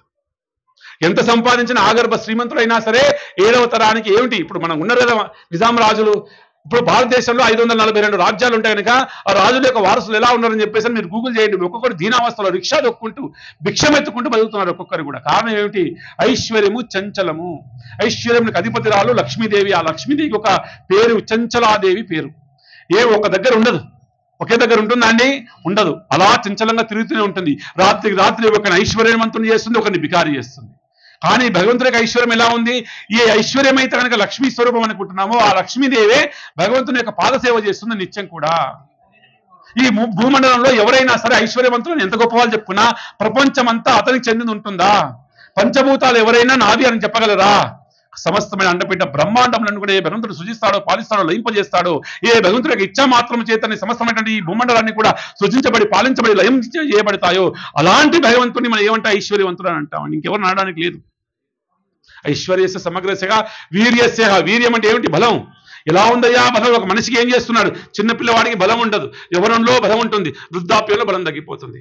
అంటే ఒక 90 ఏళ్ల వయసులోనే ఏమిటి బలం అనేటువంటిది ఇలా వచ్చేసి ఇలా పడిపోతుంది. కానీ మన కృష్ణుడికి ఎలా ఉందా అంటే రోజుల ప్రాయంలో అహోబత ఏమిటి, ఎవరండి ఆవిడ? పూతన సంహారం చేశాడు. 7 సంవత్సరాల ప్రాయంలో ఏం చేశాడండి? గోవర్ధన పర్వతం ఇలా ఎత్తాడయ్యా, చెప్పారయ్యా వామస్ ఈ యొక్క ఎడమ చేతి యొక్క చిటకన వేలి పైన ఒక దూది పుంజాన్ని పెట్టుకుంటే ఎంత బరువు ఉంటుందో ఆ విధంగా ఎత్తాడు గోవర్ధన పర్వతాన్ని. అలా ఎత్తాడు. గోవర్ధన లీల చెప్పుకునే తెలుస్తుంది మహాద్భుతంగా. అలా ఎత్తినటువంటి వాడి శక్తి ఎప్పుడైనా సరే చిన్నప్పుడు శక్తి తక్కువగా ఉండి, ఎవరు ఉన్నప్పుడు శక్తి ఎక్కువగా ఉండి మళ్ళీ వృద్ధాప్యం తగ్గిపోయిందా కృష్ణుడిది? 125 సంవత్సరాల పాటు ఈ భూమండలంలో తన లీలలు చేస్తే యథార్థంగా జన్మించినప్పుడు ఎంత శక్తి ఉందో చివరి సమయంలో కూడా అంతే శక్తి ఉందన్నారు. కాబట్టి ఆయన ఏమిటి? శక్తి కలిగినటువంటి వాడు. ఐశ్వర్య సమగ్రస్య వీర్యస యశస్సు. యశస్సు అంటే కీర్తి. అయ్యా కీర్తి, నేను చిన్నప్పుడు నాకు ఫేవరెట్ కీర్తి ఎవరయ్యా? కపిల్ దేవ్. అవునా? ఏమిటి 1983లో చిన్నవాళ్ళము అయ్యా చాలా గొప్ప క్రికెటర్ అన్నారు. ఇప్పుడు ఎవరికి తెలుసా కపిల్ దేవ్? తెలుసా? ఇంకొక 100 ఏళ్ళు తెలుస్తుందా? తెలియదు. సచిన్ టెండూల్కర్ గొప్పవాడు మన సమయంలో, ఇప్పుడు ఉన్నాడా? పిల్లవాడు తెలుసా? తెలియదు. ఏమిటి? కీర్తి కాలము చేత ఏమిటి వెళ్ళిపోతుంది. కానీ భగవంతుడి యొక్క కీర్తి 5000 సంవత్సరాల క్రితం ఈ భూమండలానికి వస్తే భగవద్గీత చెప్తే 125 సంవత్సరాలు ఇల్లు చేస్తే ఇప్పటికీ ప్రపంచంలో ఎన్ని మందిరాలు, ఎంతమంది కీర్తిస్తున్నారో కృష్ణుని యొక్క కీర్తిని. ఈ భూమండలంలోనే కాదు ముల్లోకంలో కూడా అందరూ కూడా కృష్ణుని కీర్తిస్తున్నారు. అవునా? కీర్తి అన్నారు. ఇంకోటి ఏమన్నారండి? జ్ఞానం. అయ్యా ఈ జ్ఞానం కృష్ణుని కంటే మించిన జ్ఞానం ఉందా? వేదములే నా చేత సూచించబడ్డాయి అన్నారు. వేదముల ద్వారా తెలుసుకోవాల్సింది నేనే అన్నారు. అంతకంటే జ్ఞానం కలిగిన వారు ఎవరైనా ఉన్నారా? సరే, ఈ 5 ఉన్నాయనుకోండి. ఐశ్వర్యం ఉంది నా దగ్గర, కొంచెం అంత కాకపోయినా కొంచెం ఉంది. నా దగ్గర బలం ఉంది, నా దగ్గర ఏమిటి కీర్తి ఉంది, నా దగ్గర సౌందర్యం ఉంది. కృష్ణుడు కూడా చిన్నప్పుడు అందంగా ఉండి ఎవరిలో బాగా అందంగా అయిపోయి మళ్ళీ ముసలివాడు అయిపోయాడు. ఎక్కడ ఫోటో చూస్తారా? కృష్ణుడు ముసలివాడి ఉన్నది ఎప్పుడూ నవయవ్వనంగా ఉంటాడనమాట. కాబట్టి ఇలా ఉన్నటువంటి వాడికి ఈ 6వ ఉండే అవకాశం లేదు. కొంచెం ఉన్నాయనుకోండి 5. 6వది ఏమిటి? వైరాగ్యం. ఈ 5 ఉన్నా కూడా నాది ఏది కాదనుకున్నటువంటి వాడు, ఏది నాదు కాదన్నట్టుగా, ఏది నాకు అవసరం లేదన్నట్టుగా ఉన్నటువంటి వాడు, జ్ఞానం ఉన్నా సరే వైరాగ్యం ఉన్నటువంటి వాడు. ఇన్ని కలిగి వైరాగ్యం ఉంటుంది. అంటే ఏమిటి? ఐశ్వర్యం ఉంది, ఐశ్వర్యం చేత తను వైరాగ్యుడే. అవునా? ఇక్కడ లీల చెప్పుకోవడానికి లేదు. అది ఐశ్వర్యాన్ని వదిలిపెట్టేస్తాడు. ఏమిటి? అన్ని వదిలిపెట్టేస్తాడు, ఏది తనకు అవసరం లేదు. వైరాగ్యం. ఇన్ని గుణములు కలిగిన వాడు భగవాన్ అన్నారు. ఇక్కడ భగవాన్ ఈయన ఇంకొక లక్షణం చెప్పాడు. ఒకటేమో సర్వాత్మ, రెండవది భగవాన్, మూడవది ఏమిటి? ఈశ్వర. ఈశ్వరుడు అంటే ఇన్ని శక్తి కలిగినటువంటి వాడు. ఈయన సరే అన్ని ఉండొచ్చు, కానీ మనకు ఆయనకు సంబంధం ఏమిటి అంటే ఆయన ఈశ్వరుడు అంటే నియంత్రించేవాడు. ఈశ్వరుడు అంటే ఏమిటండి? నియంత్రించేవాడు, అన్నిటినీ నడిపించేటువంటి వాడు, నియంత్రించేటువంటి వాడు, ప్రభువు అయినటువంటి వాడు, నియంత అయినటువంటి వాడు, రాజు అయినటువంటి వాడు, తండ్రి అయినటువంటి వాడు. ఈశ్వరుడు అంటే కనుక నియంత్రించేవాడు అని అర్థం. అంటే భగవానుడు గొప్పవాడు కావచ్చు, కానీ నాకు ఆయన సంబంధం ఏమిటనగా నన్ను నియంత్రించినవాడు ఆయనే. నాకు ఆయనకున్న సంబంధం అదే కదా. ఆయన ఏమిటి? నడిపించేటువంటి వాడు ఆయనే. ఏమన్నాడు ఇక్కడ? ఏమన్నాడంటే ఈశ్వర. ఈయన పేరుని ఇక్కడ హరి అన్నారనమాట. తస్మాత్ భారత సర్వాత్మ భగవాన్ ఈశ్వరో హరి. హరి అని ఎందుకు అన్నారంటే కనుక ఇక్కడ ఆచార్యులు వారు చెప్తారు, హరికి 2 అర్థాలు ఉన్నాయంట. ఒక్కసారి మీరు హరి అని అన్నారనుకోండి, సమస్తమైన పాపలన్నీ కూడా హరించి వేస్తుందంట ఆ నామమే. హరి అనండి, హరి హరి హరి బోల్. ఎప్పుడైనా సరే హరి అన్నామా, హరి అనగానే ఒక అర్థం ఏంటి? పాపములన్నీ కూడా హరించి వేస్తున్నట్టు ఆ నామమే. రెండవది హరి హరి అన్నాం అనుకోండి, హృదయంలో ఉన్నటువంటి కల్మషాలన్నీ తీసేసి భగవంతుడే హృదయం లోపల నిలబడిపోతాడంట. హరి అంటే 2 అర్థాలు చెప్పారన్నారు. కాబట్టి హరిహి ఎందుకు అయ్యా, నీవు గనక తస్మాది కోరికలు అన్నీ ఉన్నాయి కదా, చేయవలసిన ఏమిటిది అంగీకరించాలి. ఎవరు? సర్వాత్మగా ఉన్నవాడు ఈయనే, భగవాన్ అనేటువంటి వాడు ఈయనే, ఈయన యొక్క నామధేయం హరి. ఈ హరి అనేటువంటి మాట చెప్పగానే ఏమైపోతుంది, ఇప్పుడు ఇతను చెప్తే ఏం చేయాలి? ఇప్పుడు ఇతన్ని నువ్వు కీర్తించాలి. ఏమని? శ్రవణం ఇతన్ని చేయమన్నారు, ఇతని కీర్తన చేయమన్నారు. అంటే ఏమిటి? హరి కీర్తన చేయమన్నారు, హరిని శ్రవణం చేయమన్నారు, హరిని భజించమన్నారు, హరిని స్మరణ చేయమన్నారు, హరి కోసం పని చేయమన్నారు. ఏం జరుగుతుంది? అభయములు అంటే కనుక ఏమిటి? ఆ యొక్క నామము, ఆ యొక్క భగవంతుని యొక్క నామము, రూపము, గుణములు అన్ని కూడా నీకు అభయాన్ని ఇచ్చేసి నీలో ఉన్నటువంటి భయాన్ని తొలగిస్తాయి అని చెప్పారనమాట. దేని తొలగిస్తాయండి? భయాన్ని తొలగించేస్తాయి. కాబట్టి చేయవలసింది ఏమిటిది? భగవాన్ ఈశ్వరో హరిహి. ఎప్పుడు మర్చిపోద్దు. తస్మాత్ భారత సర్వాత్మ భగవాన్ ఈశ్వరో హరిహి. ఈ యొక్క పట్టుకోవాలి భగవంతుని నామని, హరినే పట్టుకోండి. ఎందుకంటే కనుక హరికి ఈ గుణం లేదు. ఎందుకు? ఆయన ఆనందించడం కోసమే మన ఆనందం ఇవ్వటం లేదు. ఎందుకు? ఆయనకేం ఆనందం అవసరం లేదు కాబట్టి. అర్థమైందా? ఆయనకు మనం మంచుకుంటే ఆయనకైనా సంతోషమా? అది కాదు. అర్థమైందా మీకు? ఇప్పుడు నేను ఇంతకుముందు చెప్పిన ఎగ్జాంపుల్లో తనకు ఏదో మేలు కోరి నీకు ఆనందం మేలు చేస్తామనుకుంటాడు. అలాగే మనకు ఏదైనా నామం ఇవ్వాలంటే కనుక, మేలు చేయాలంటే కనుక ఆయనకు మన మేలు ద్వారా ఆయనకి ఏమైనా పొందుతాడా? ఆయన ఆత్మారాముడు, ఆయనకు ఏమీ అవసరం లేదు. అయ్యో మీరు వచ్చేసి నా నామం చేయాలి, జపం చేయాలి, కీర్తన చేయాలి, అయితే ఆయనకి కడుపు నింతున్నాయి ఏమిటి? మీరే నైవేద్యం పెడితే ఆయన కడుపు నింటున్నాయి ఏమిటి? అంటే ఆయనకి సొంతంగా ఏమీ అవసరం లేనివాడు, మీ యొక్క హితం కోరేటువంటి వాడు. కాబట్టి అతని యొక్క నామాన్ని కీర్తించండి, అతని యొక్క నామాన్ని భజించండి, అతని యొక్క లీలలు శ్రవణం చేయండి, అతని గురించి పని చేయండి, అతనే భజించండి అని చెప్తున్నాడు ఇక్కడ సుఖమునందుల వారు. ఎంత అద్భుతం అండి అని చెప్పి 2వ శ్లోకం చెప్తాడు. ఈ శ్లోకాలని ఇంతకుముందు చెప్పాను. యాక్చువల్గా చెప్పాలంటే నా ప్రవచనాల్లో ఈ మొదటి స్కందం ఎప్పుడు ఉండనే ఉంటుంది అనమాట. 2వ శ్లోకం చెప్పండి. ఏతవాన్ సాంఖ్యయోగభ్యాం స్వధర్మ పరినిష్టయా అంత్య జన్మలాభ పరాపుంసా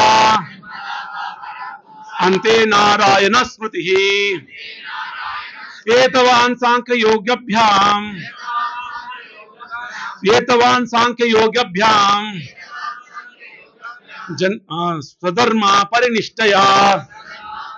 స్వధర్మ పరినిష్టయా జన్మలాభ పరాపుంసా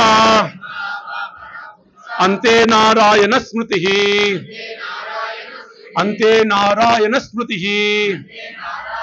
ఓహో, ఎంత శ్లోకం విన్నామండి. ఇది ఇక్కడ వచ్చిందనమాట ఈ సందర్భంలో. భగవంతుడు అంటున్నాడు, కాబట్టి నాయన ఏతవాన్ సాంఖ్యయోగ్యభ్యం లేదు, నేను ఈ హరినామమే కాదు మరి చాలా ప్రయత్నాలు చేస్తుంటాను కదా. నేను సాంఖ్య శాస్త్రం చదువుతాను నేను బాగా. అంటే వేదాలు ఉన్న సాంఖ్య శాస్త్రం బాగా చదవాలనుకుంటాను. ఏతవాన్ సాంఖ్యయోగభ్యాం. అయ్యా సాంఖ్యము చదివినా లేదు, యోగ మార్గాన్ని నేను పట్టుకొని యామ నియమ ప్రాణాయామం ప్రత్యాహార ధారణ ధ్యాన సమాధి అని చెప్పేసి నేను యోగ మార్గంలో పట్టుకున్నా. ఏతవాన్ సాంఖ్యయోగభ్యాం స్వధర్మ పరినిష్టయ. లేదు, నా ధర్మాలు ఉన్నాయి నాకు కొన్ని. నేను తండ్రిగా, కొడుకుగా, ఈ దేశానికి ఒక పౌరుడిగా నా ధర్మాలు నాకు ఉన్నాయ్యా, అవన్నీ నేను చేస్తున్నానంటే కనుక బాగా పట్టుకోండి ఈ శ్లోకం యొక్క అర్థము. నీవు ఒకవేళ శాస్త్రం చదివినా, లేదు యోగ మార్గాన్ని పట్టుకున్నా, లేదు నీ పనులు నువ్వు చేసుకుంటున్నా కూడా, ఈ పనులు కానీ నువ్వు చేసేటువంటి అధ్యయనం కానీ ఇవన్నీ కూడా చిట్ట చివరికి నిన్ను నారాయణ స్మృతి వరకు తీసుకెళ్ళాలి. అంటే అర్థమైనా మీకు? ఈ పనులను ఎలా ఉండాలి నువ్వు చేసే కార్యాలు? సపోజ్ నేను సాంఖ్య మార్గాన్ని పట్టుకుంటాను, కపిలుడి యొక్క సాంఖ్య అనుకున్నాం. సాంఖ్య మార్గం అంటే ఆత్మ పరమాత్మ గురించి చేసేటువంటి అనాటమీ స్టడీస్ చాలా లోతుగా ఉంటుంది అనమాట. చాలా లోతుగా ఉంటుంది. ఆ అనాటమీ స్టడీస్ ఎలా ఉండాలి నీ శాస్త్ర పట్టణం అంటే కనుక చివరిగా నువ్వు కంక్లూజన్ రావాలి. అంతే నారాయణ స్మృతి అని రావాలట. లేదు నేను యోగ మార్గాన్ని పట్టుకున్నాను, యమానియం ప్రాణాయామం సమాధిలో ఉన్నాను, సమాధిలో ఉంటే నీకు కలగాలి. ఏమని? నారాయణ స్మృతి అని చెప్పి తెలియాలట నీకు. తెలియకపోతే ఈ మార్గం తప్పని అర్థం అనమాట. అంటే ఏదో తప్పు చేస్తాం అంటే కనుక అన్ని మార్గాలు కూడా ఎక్కడో తీసుకెళ్ళాలి నిన్ను. అంతే నారాయణ స్మృతి, నారాయణ యొక్క స్మరణ వైపు తీసుకెళ్ళాలన్నమాట. ఇది అర్థం దీని శ్లోకం. ఎంత అద్భుతంగా ఉంది ప్రభుజీ, మహాద్భుతంగా ఉంది కదా. లేదా నా ధర్మాన్ని చేస్తున్నాడు కనుక నీవు చేసేటువంటి నీ ధర్మము, నువ్వు అర్జించేటువంటి ధనము, నువ్వు అర్జించేటువంటి పుణ్యము, ఇవన్నీ కూడా నేను నారాయణ వైపు నడిపించాలి, నారాయణ యొక్క స్మరణ వైపు. ఒకవేళ అవి నడిపించడం లేదంటే అది నువ్వు కరెక్ట్ గా ఫాలో అవ్వటం లేదని అర్థం అనమాట. యోగ మార్గం చేస్తున్న ప్రభుజీ ఏదో ఆరోగ్యానికో శరీరం యొక్క ఫిట్నెస్ కోసమో అంతిమ లక్ష్యం కాదు. అది నారాయణను స్మరణ చేయించాలి. అంతే నారాయణ స్మృతి అంటే చాలా మంది ఏమనుకుంటారు, ఏ పని పడితే ఆ పని చేయరా బాబు, చిట్ట చివరికి నారాయణ అనరా అంటారు. కానీ అలా అనే అవకాశం లేదు. ఎందుకంటే కనుక స్మృతి జ్ఞానములు ఆయన ఆధీనంలో ఉంటాయి. నువ్వు ఈ యొక్క పుణ్యం చేస్తే భగవంతుని నామాన్ని జీవితంలో ఏంటి సాధన చేస్తే, ఏంటి స్వాధ్యాయం చేస్తే, సాధన చేస్తే చిట్ట చివరికి నువ్వు మర్చిపోయినా సరే ఆయనే వచ్చి గుర్తు చేస్తాడు నారాయణ అని చెప్పేసి. ఒకవేళ కనుక జీవితంలో నా పాపాలన్నీ చేస్తానండి, లాస్ట్కి నేను నారాయణ అనుకుంటా కనుక ఆ సమయంలో నీకు స్మరణే ఇవ్వడు ఆయన. ఎందుకంటే స్మరణ, జ్ఞాపకము, మరుపు ఆయన చేతిలో ఉన్నాయి కాబట్టి. అవునా? అంతే నారాయణ. బాగుందా ఈ శ్లోకము? ఆహా, ఈ శ్లోకం చెప్పేసి అంటారు కాబట్టి నాయన అందరం కలిసి ఏమిటి బాగా పట్టుకునేటువంటి ప్రయత్నం చేయండి. చెప్పి ఇంకొక శ్లోకం చెప్తారు. ఏతత్ నిర్విద్యమానానాం ఇచ్ఛాతుం అకుతో భయం యోగీనాం నృప నిర్ణీతం యోగీనాం చ నృప నిర్ణీతం హరేర్నామానుకీర్తనం హరేర్నామానుకీర్తనం. మూడవ శ్లోకం. ఇంకా మనం ఫినిష్ చేయాలి, 10 నిమిషాలు పూర్తి చేయాలి. మనం అక్కడ కూడా క్లాస్ ఉంది కదా అని చెప్పి, అయ్యా మరి ఇది నువ్వు చేయమంటున్నావు కదా, ఇది మీరు ఒక్కరే. ఇప్పుడు సుఖముందుల వారు ఏమంటారంటే కనుక ఏదో నేను చెప్పని చెప్పేసి నువ్వు పాటించకు. యథార్థంగా నీకు ఒక కంక్లూజన్ చెప్తున్నాను నేను. ఏమిటంటే కనుక ఎవరెవరు ఈ హరినామాన్ని పట్టుకున్నారో చెప్తున్నాను నేను. ఎవరెవరైతే అక్కడ చెప్తారేంటంటే ఆచార్యుల వారు 99.99% అన్నారు. ఇక్కడ 1% ఎందుకు ఇచ్చారంటే కనుక మనం ఏది కూడా పూర్ణంగా చెప్పం కాబట్టి, అంటే ఇదే మార్గం అని చెప్పి చెప్పం కాబట్టి 99.99% డిసైడ్ చేస్తారట. ఎవరెవరు డిసైడ్ చేస్తారు చెప్పండి? హరే నామాను కీర్తనం. ఈ హరినామ కీర్తనమే శ్రేష్ఠని, ఇదే అంతిమ లక్ష్యమని, ఇదే పొందవలసిందని ఎవరెవరు చెప్తున్నారు ఈ శ్లోకం చెప్తారనమాట. ఇది కూడా అక్కడే ఉంటుంది. ఈ శ్లోకం కూడా 3 ఆనిముత్యాలు లాంటి శ్లోకాలు చెప్తున్నాం ఇక్కడ. ఏతత్ నిర్విద్యమానం అంటే కనుక అయ్యా ఈ భౌతిక జగత్తుపై నాకు ఏ కోరిక లేదు. నాకు ఎంత కోరిక లేదంటే నాకు ఏదో పొందాలని లేదు, ఏది కావాలని లేదు, ఇంకా చెప్పాలంటే పుణ్యం కావాలని లేదు, ఇంకా చెప్పాలంటే అయ్యా స్వర్గం పోవాలని లేదు, అక్కడ ఏమిటి ఇంద్రుడితో కలిసి కూర్చోవాలని లేదు, ఇంద్ర పదవి నాకు లేదు, బ్రహ్మలోకం వైపు కూడా నాకు ఆశ లేదు, ఇంకా చెప్పాలంటే మోక్షం కావాలని ఆశ కూడా లేదనమాట. అలాంటి వారు కూడా హరినామాను కీర్తనం. నాకు ఏమి లేదనేవాడు కూడా ఈ హరినామాన్ని కీర్తిస్తున్నాడంటండి. నాకు ఏమొద్దు అనుకునేవాడికి ఏమవసరం. ఇప్పుడు ఏమొద్దున్న వాడికి ఎందుకంటే హరినామం ఇంకా అనుకోవడానికి లేదంట. నాకు ఏమీ వద్దు అనుకుంటే కనుక నాకు సాధన ఏం లేదు అనుకోవడానికి లేదు. ఏమీ వద్దు అనుకునేవాడు కూడా, అంటే మోక్షం వద్దు అనుకునేవాడు కూడా హరినామాన్ని జపం చేస్తున్నాడు అంటున్నాడు. ఇక్కడ శాస్త్రం చెప్తుంది చూడండి. అర్థమైందా మీకు? ఇచ్ఛాతుం. అయ్యా లేదు లేదు లేదు, నాకు అయ్యా నాకు ఏమి తెలియదు నాయన, నాకు బాగా ఈ భౌతిక జగత్తులో భోగములు అనుభవించాలి, నేను ఆగర్భ శ్రీమంతుడు కావాలి, నాకు పేరు కావాలి, పదవులు కావాలి, కారు కావాలి, బంగ్లాలు కావాలి, పుత్ర సంతానం కావాలి, వైభవంగా కీర్తి కావాలి, నాకు ఇన్ని కావాలనుకునేటువంటి కోరికలు ఉన్నాయా నీకు? లేదు లేదు లేదు. ఈ భూమంలో నాకంటే ఒక పేరు అవసరం లేదు, ఎవరికి నాకే ఉండాలి. లేదు లేదు లేదు. స్వర్గంలో నేనే ఉండాలి, స్వర్గానికి నేనే వెళ్ళాలి, నా వాళ్ళు వెళ్ళాలి, నేను బ్రహ్మలోకం దాకా వెళ్ళాలి. ఇన్ని భౌతిక కోరికలు ఉన్నాయా? వారికి కూడా హరినామాను కీర్తనం. అంటే ఏమిటండి? ఇప్పుడు నాకు ఏమైనా నా జాతకం మారాలి అంటే కనుక రంగురాలు అవసరం లేదు. ఏమిటి రంగురాలు అవసరమా? జాతక చక్రాలు చూపించుకోవాల్సిన అవసరం లేదు. ఈ భౌతిక జగత్తులో నువ్వు భోగించాలనుకునే వాడు కూడా శాస్త్రం చెప్తుందన్నమాట ఇక్కడ. ఏమని? వాడు కూడా హరినామాను కీర్తనం. ఎవరు భయాన్ని జయించారో, భయం అన్నది ఎవరి జీవితంలో మృత్యు భయం ఎవరు జయించారో వారికి ఎందుకంటే హరినామ మృత్యుని జయించారు కదా. మీరేమంటున్నారు? మృత్యు సమయంలో హరినామం చేయమంటున్నారు. అసలు మృత్యు అనే భయమే పోగొట్టుకున్న వారు వాళ్ళెందుకు చేయాలని అడగడానికి లేదు. ఏమన్నాడు ఇక్కడ? ఇచ్ఛాతు మకుతో భయం. అయ్యా భయాన్ని జయించినటువంటి వాడు, మృత్యు యొక్క భయాన్ని జయించిన వాడు కూడా ఈ హరినామాను కీర్తన, హరినామాన్ని జపం చేయాలంట. ఎవరెవరన్నారండి? అన్నీ వద్దనుకునేవాడు, అన్నీ కావాలనుకునేవాడు, భయాన్ని జయించినవాడు, మృత్యు భయాన్ని జయించినవాడు, వాడు కూడా హరినామం కావాలనుకుంటాడంట. హరినామాను కీర్తనం అని యోగీనాం. అయ్యా ఇంకా 5వ వాడు ఉన్నారు ఇక్కడ. ఎవరెవరినండి? బాగా కోరిక లేని వాడు. ఎవరు కోరికలే లేవు వాడికి. ఏ కోరిక లేవండి? మోక్షం కూడా లేదు, అవసరం లేదు. నాకు ఏం వద్దు అనుకునే వాడికి అసలు ఏం సాధనమే వద్దు కదా, వాడి కూడా సాధనమే హరినామమే. లేదు లేదు నాకు అన్ని కావాలి, ఏంటి ఎక్కడ పోవాలి, నేను బ్రహ్మలోకాన్ని నాకు పోవాలి, వాడికి హరినామం అన్నారు. లేదు లేదు నాకు మృత్యు భయం అనేటువంటిది లేదు, మీరేమో మృత్యు భయం ఉంటుంది కాబట్టి అప్పుడు హరినామం చేయమంటారు, నాకు మరణమనే భయమే లేదనుకుంటే వాడు కూడా హరినామం చేయాలంట. లేదు లేదు. 1 కోరికలు ఉన్నవాడు, 2 కోరికలు లేనివాడు, భయాన్ని జయించినవాడు, 4వది యోగీనాం. అయ్యా యోగి కూడా ఏమిటి? బయట ఏం అవసరం లేదు, అసలు బయట వస్తువే అవసరం లేదు, లోపల తను తానుగా ఆత్మారాముని రమిస్తూనే ఉంటాడు. ఎవరు? ఇప్పుడు సుఖముందులాగా. వారికి బయట ఏం చేయాల్సిన అవసరం లేదు. యోగీనాం నృప. ఏ రాజా, ఏ మహారాజా నిర్ణీతం. నిర్ణయం చేశారట. ఎవరెవరు? వీళ్ళందరూ నిర్ణయం చేశారట. భౌతిక జగత్తును భోగించేవారు, భౌతిక జగత్తు వద్దనుకునేవారు, మృత్యుం చేయించిన వారు, యోగులైనటువంటి వారు. అయ్యా అందరు నిర్ణీతం, నిర్ణయం చేశారు. ఒకటి అంటే ఫైనలైజ్ చేశారు. కన్ఫర్మ్ చేశారు, ఫైనలైజ్ చేశారు. ఏమిటి? హరే నామాను కీర్తనం, హరే కృష్ణ హరే కృష్ణ కృష్ణ అలా హరి యొక్క నామాన్ని కీర్తించాలి, హరి యొక్క కథను వినాలి అని అనుకుంటున్నారు. కానీ ఒక విషయం చెప్తాను మహారాజు, ముగించే ప్రయత్నం చేస్తారు 10 నిమిషాల లోపల. కానీ హే మహారాజా, యథార్థంగా ఆయన యొక్క నామాన్ని చేయాలన్నా శ్రవణం చేయాలన్నా కూడా నిరుకునేటువంటి వారు కూడా, అంటే కనుక ఏది భగవంతుడికి నిరాకారం అనుకునేటువంటి వారు కూడా ఈ హరినామాన్ని పట్టుకుంటారంట.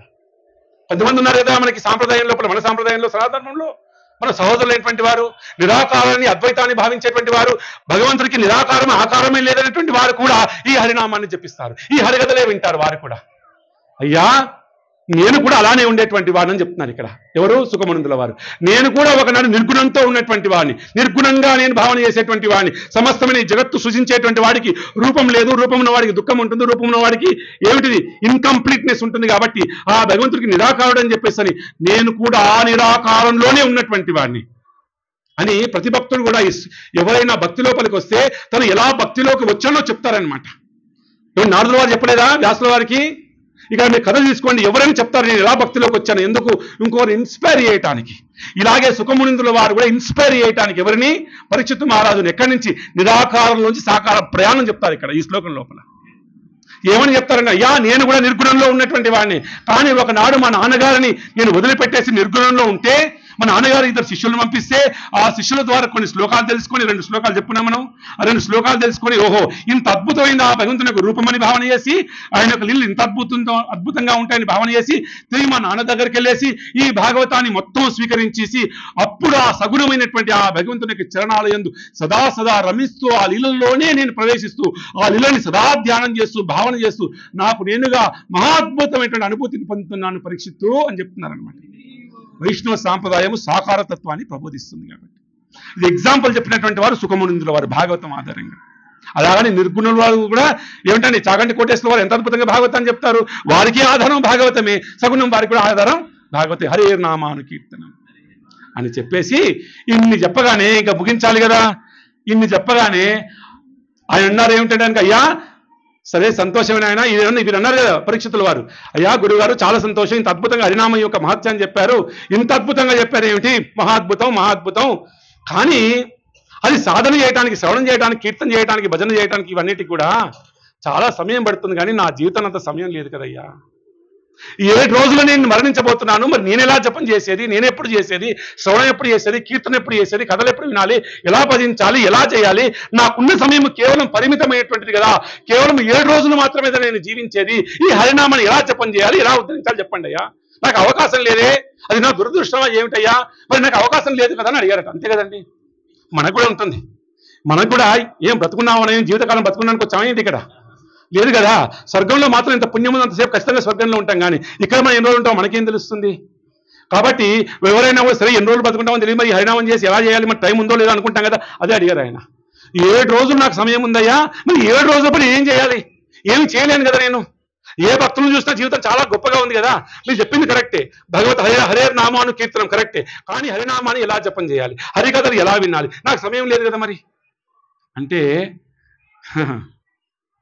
హే పరీక్షిత్ మహారాజు నీకు 7 రోజుల సమయం ఉందయ్యా, నీకు కథ చెప్తాను విను అని ఒక అద్భుతమైన కథ చెప్పాడు. ఈ సందర్భంలో పూర్వకాలం నందు సూర్యవంశంలో ఒక మహానుభైనటువంటి రాజు ఉండేవాడు.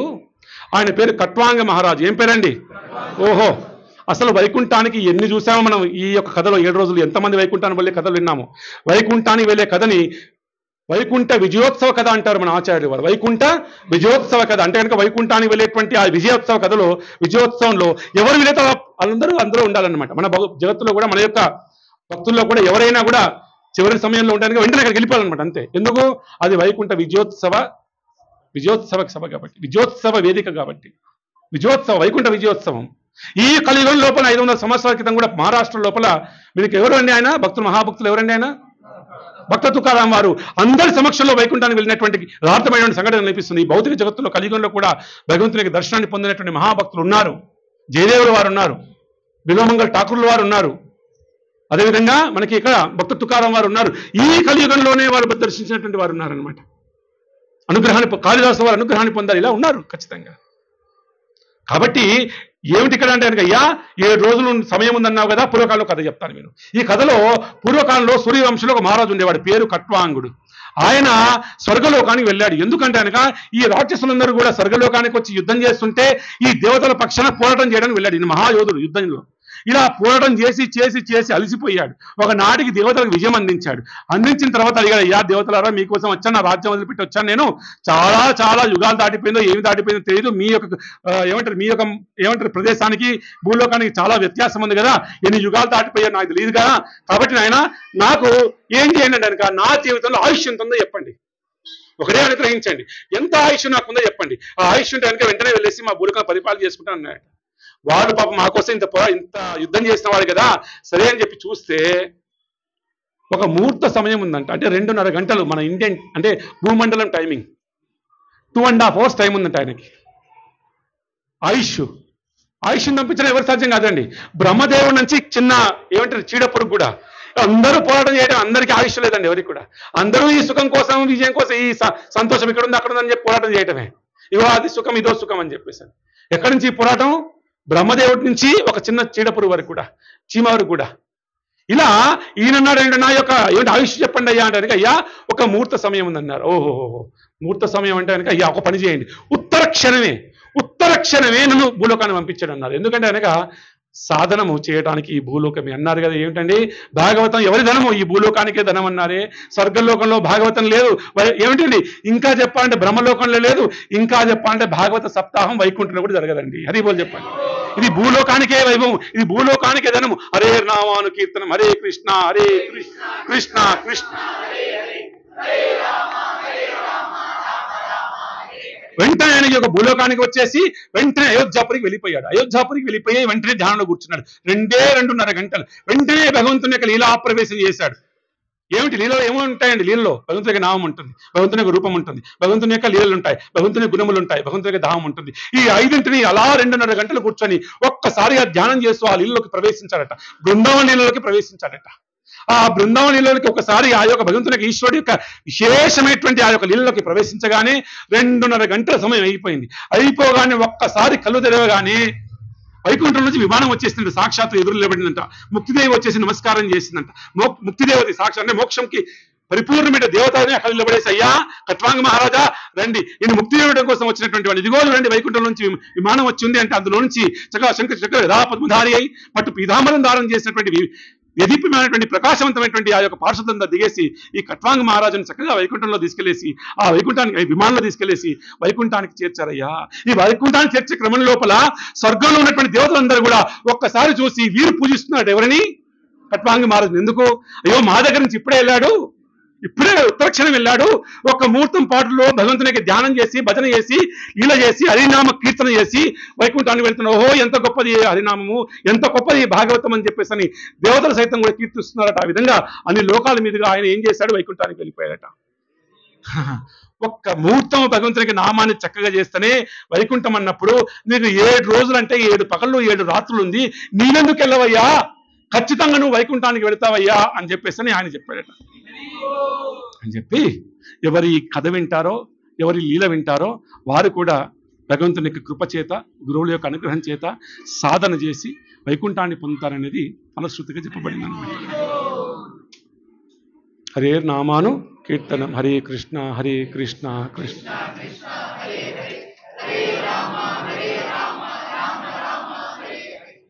క్షమించాలి, చివరి రోజు నాకు కొంచెం స్వరం బాగలేదు, అయినప్పటికీ కూడా చెప్పే ప్రయత్నం చేశాను.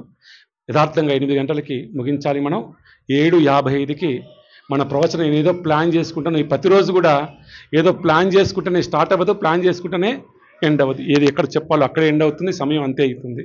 So we're on time, we could finish this Bhagavata సప్తాహం. ఈ సప్తాహాన్ని 7 రోజుల పాటు మనం చక్కగా పూర్తి చేసుకున్నాం. 7వ రోజున మాత్రం కంక్లూజన్ చేసుకున్నాం. ప్రభుజీ ఇది కంక్లూజన్, ప్రభుజీ ఇది కంక్లూజనా? ఏ శ్లోకం పట్టుకోవాలి?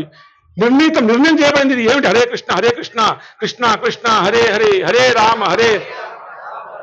ఎస్, ఈ భాగవతం ప్రమాణం అయితే కనుక, భగవంతుడే సత్యమైతే, ఈ భాగవత ధర్మే ప్రధానమైతే కనుక, ఆచార్యుల వారు ఎవరు ఆదిశంకరుల వారు చెప్పింది నిజమైతే కనుక ఏమిటి, అదేవిధంగా మధ్వాచార్యులు పెట్టింది నిజమైతే కనుక, ఏ ఆచార్య చైతన్య మహాప్రభు వారు చెప్పింది యథార్థమైతే కనుక, ఈ ధర్మం యథార్థమైతే కనుక, సనాతన వైదిక ధర్మం యథార్థమైతే, అందులో భాగవత ధర్మం యథార్థమైతే కనుక, ఎక్కడ ఈ భాగవత సప్తాహం అనేటువంటిది ఈ 11 రోజులు ఎవరైనా వారి యొక్క జీవితంలో ఆకస్మికమైనటువంటి మరణం సంభవించి ఆ క్రమం లోపల 11 రోజుల లోపల ఈ భాగవత సప్తాహాన్ని అయితే ఎక్కడైతే నిర్వర్తిస్తారో, వాయు రూపంలో ఉన్నటువంటి ఆ జీవుడైనటువంటి వాడు ఈ భాగవత సప్తాహాన్ని విని ఆనాడు గోకర్ణుని కథ చెప్తే కనుక, ఇది నా శక్తి, నేను గోకర్ణుని కాదండి, దయచేసి నాకు ఏ శక్తి లేదు, ఇది భాగవతం యొక్క శక్తి, ఇది గురువుల యొక్క శక్తి, ఇది వైష్ణవ సాంప్రదాయం యొక్క శక్తి, ఆ శక్తి ఆధారంగా భగవంతుడే యథార్థమైతే, భాగవతమే యథార్థమైతే, అదే సత్యమైతే, అదే విశేషమైతే కనుక ఈ 7 రోజులు మనం చేస్తున్న ఈ సప్తాహం యొక్క ఫలితము ఖచ్చితంగా వారికి వాయు రూపంలో ఉన్నటువంటి వారికి ఈ 11 రోజులు తదంతరము సాక్షాత్తుగా చెప్పాలంటే కనుక యమధర్మరాజే తన యమపురిని తీసుకెళ్లి బాగబెట్టుకుని లోపలికి కాదండి,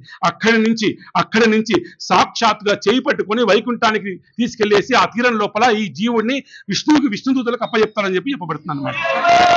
విష్ణుదూతలకు స్వయంగా అప్పచెప్పాలని చెప్పబడుతుంది. ఇది నేను చెప్పినటువంటి గొప్పతనం కాదు, ఇది భాగవత ప్రమాణము, భగవంతుని యొక్క ప్రమాణము, శాస్త్రం యొక్క ప్రమాణము, ఆచార్యుల యొక్క ప్రమాణము, అందరి యొక్క వైష్ణవ సాంప్రదాయ గురువులందరి యొక్క ప్రమాణంగా స్వీకరిద్దాం. ఇది ఉత్తమోత్తమైనటువంటిది. నిజంగా మనందరం కలుసుకోవటానికి మన జీవితంలో ఏదైనా కూడా మనం పుణ్యం అర్జించాము 7 రోజుల లోపల కనుక భాగవతం చెప్పడం ద్వారా, భాగవతం వినడం ద్వారా అది సంపూర్ణంగా మన రాజు ప్రభు వారి యొక్క ఖచ్చితంగా ఉత్తమ గతి నేను చెప్పను, అది వైకుంఠ ప్రాప్తి అని చెప్తాను. స్వర్గానికి వెళ్ళి ఏదో ఆనందించాల్సిన అవసరం లేదు. సాక్షాత్తుగా వారితో నాకు అనేకమైనటువంటి సంబంధం ఉంది.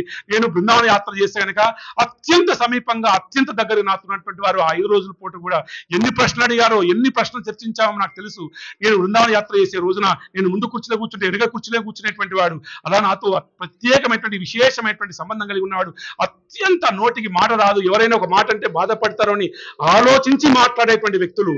అలాంటి వారు ఈ హరే కృష్ణ సత్సంగం నడవడానికి అత్యంత ప్రధానమైన భూమిక పోషించినటువంటి మన నరసింహానంద ప్రభు వారి యొక్క కుమారుడై ఉండి ఇంత వైష్ణవ సాంప్రదాయంలో ప్రతినిత్యం కూడా గౌరవనితాల యొక్క పూజను చూస్తున్నటువంటి వాడు మనకు బాధ కలిగించవచ్చు, కానీ యథార్థంగా తనకి మాత్రం ఉత్తమోత్తమైనటువంటి గతి ఖచ్చితంగా కలుగుతుందని చెప్పేసి ఈ భాగవత ప్రమాణంగా చెప్పగలను. శక్తి నాది కాదు, ఇది వ్యాసుల వారి శక్తి, ఇది నారదుల వారి శక్తి, ఇది సుఖమునీంద్రుల వారి శక్తి, భాగవతం శక్తి. అంతకుమించి మన ఎవరిది కాదు. మనందరం కూడా ఏ ఫలితం అయితే మనం పొందామో కూర్చున్న ద్వారా, ఇంకా చెప్పడానికి మనం వినడం ద్వారా, చెప్పడం ద్వారా ఏ పుణ్యం అయితే మనం గడించాము, ఏ ఫలితం అయితే పొందామో సంపూర్ణంగా అది రాజు వారి ఉత్తమ గతి కోసం అందరం కూడా సమర్పించవలసిందిగా కోరుకుంటున్నాను. హరే కృష్ణ హరే కృష్ణ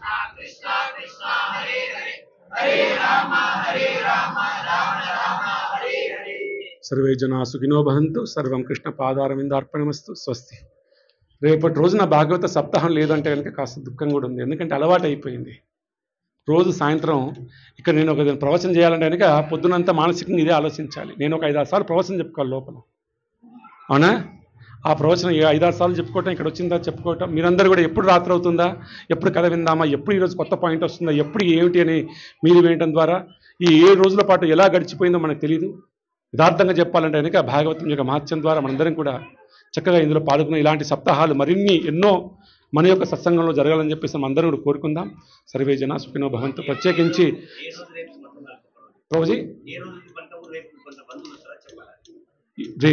రేపు నేను కొంచెం I'm not there for tomorrow. Is it? నేను రేపు ఉడిపికి ప్రయాణం చేస్తున్నాను. యాక్చువల్గా నాకు ఉడిపికి ప్రయాణం చేస్తున్నాను రోజు రేపు. బట్ నేను I will arrange some leave. నేను డిస్కస్ చేస్తాను రోజు గౌరగోపాల్ ప్రభుత్వతోనే. నేను ఈ సప్తాహం మొదటి రోజు అనుకున్నాను అనమాట. నాకు అంటే సప్తాహం అయిపోగానే ఉడిపి యాత్ర చేయాలని చెప్పేసి, కృష్ణ బలరాముని దర్శించాలని చెప్పేసి, అక్కడి నుంచి గోకర్ణ ఉడిపి యాత్ర, ఆ యాత్ర అంతా చేసిరా అని చెప్పేసి ఏదో సంకల్పం చేసుకోవడం జరిగింది. అన్నిదా భావించకండి. నేను డిస్కస్ చేస్తాను రోజు. ఐ డిస్కస్ విత్ యూ రోజు. Thank you so much. మా యొక్క యాత్ర చక్కగా నిర్విఘ్నంగా జరగాలని చెప్పేసి మీ అందరూ కోరుకోవాల్సిందే కోరుకుంటున్నాను. ఆ కృష్ణ బలరాములు ఉడిపి క్షేత్రంలో మనది మధ్వ సాంప్రదాయం, మధ్వాచార్యుల యొక్క విశేషమైనటువంటి ప్రదేశం. ఏనాడు అవకాశం ఉండడానికి మనందరం కూడా యాత్ర రూపంలో ఉడిపికి వెళ్ళవలసినటువంటి అవసరం ఉంది. ఆ ఉడిపి కృష్ణ బలరాము దర్శనం చేసుకొని తిరిగి వచ్చేటువంటి ఒక సంకల్పం చేసుకోవడం జరిగింది. కాబట్టి మీరందరూ కూడా ప్రార్థించవలసింది కోరుకుంటున్నాను. హరే కృష్ణ. చెప్పండి.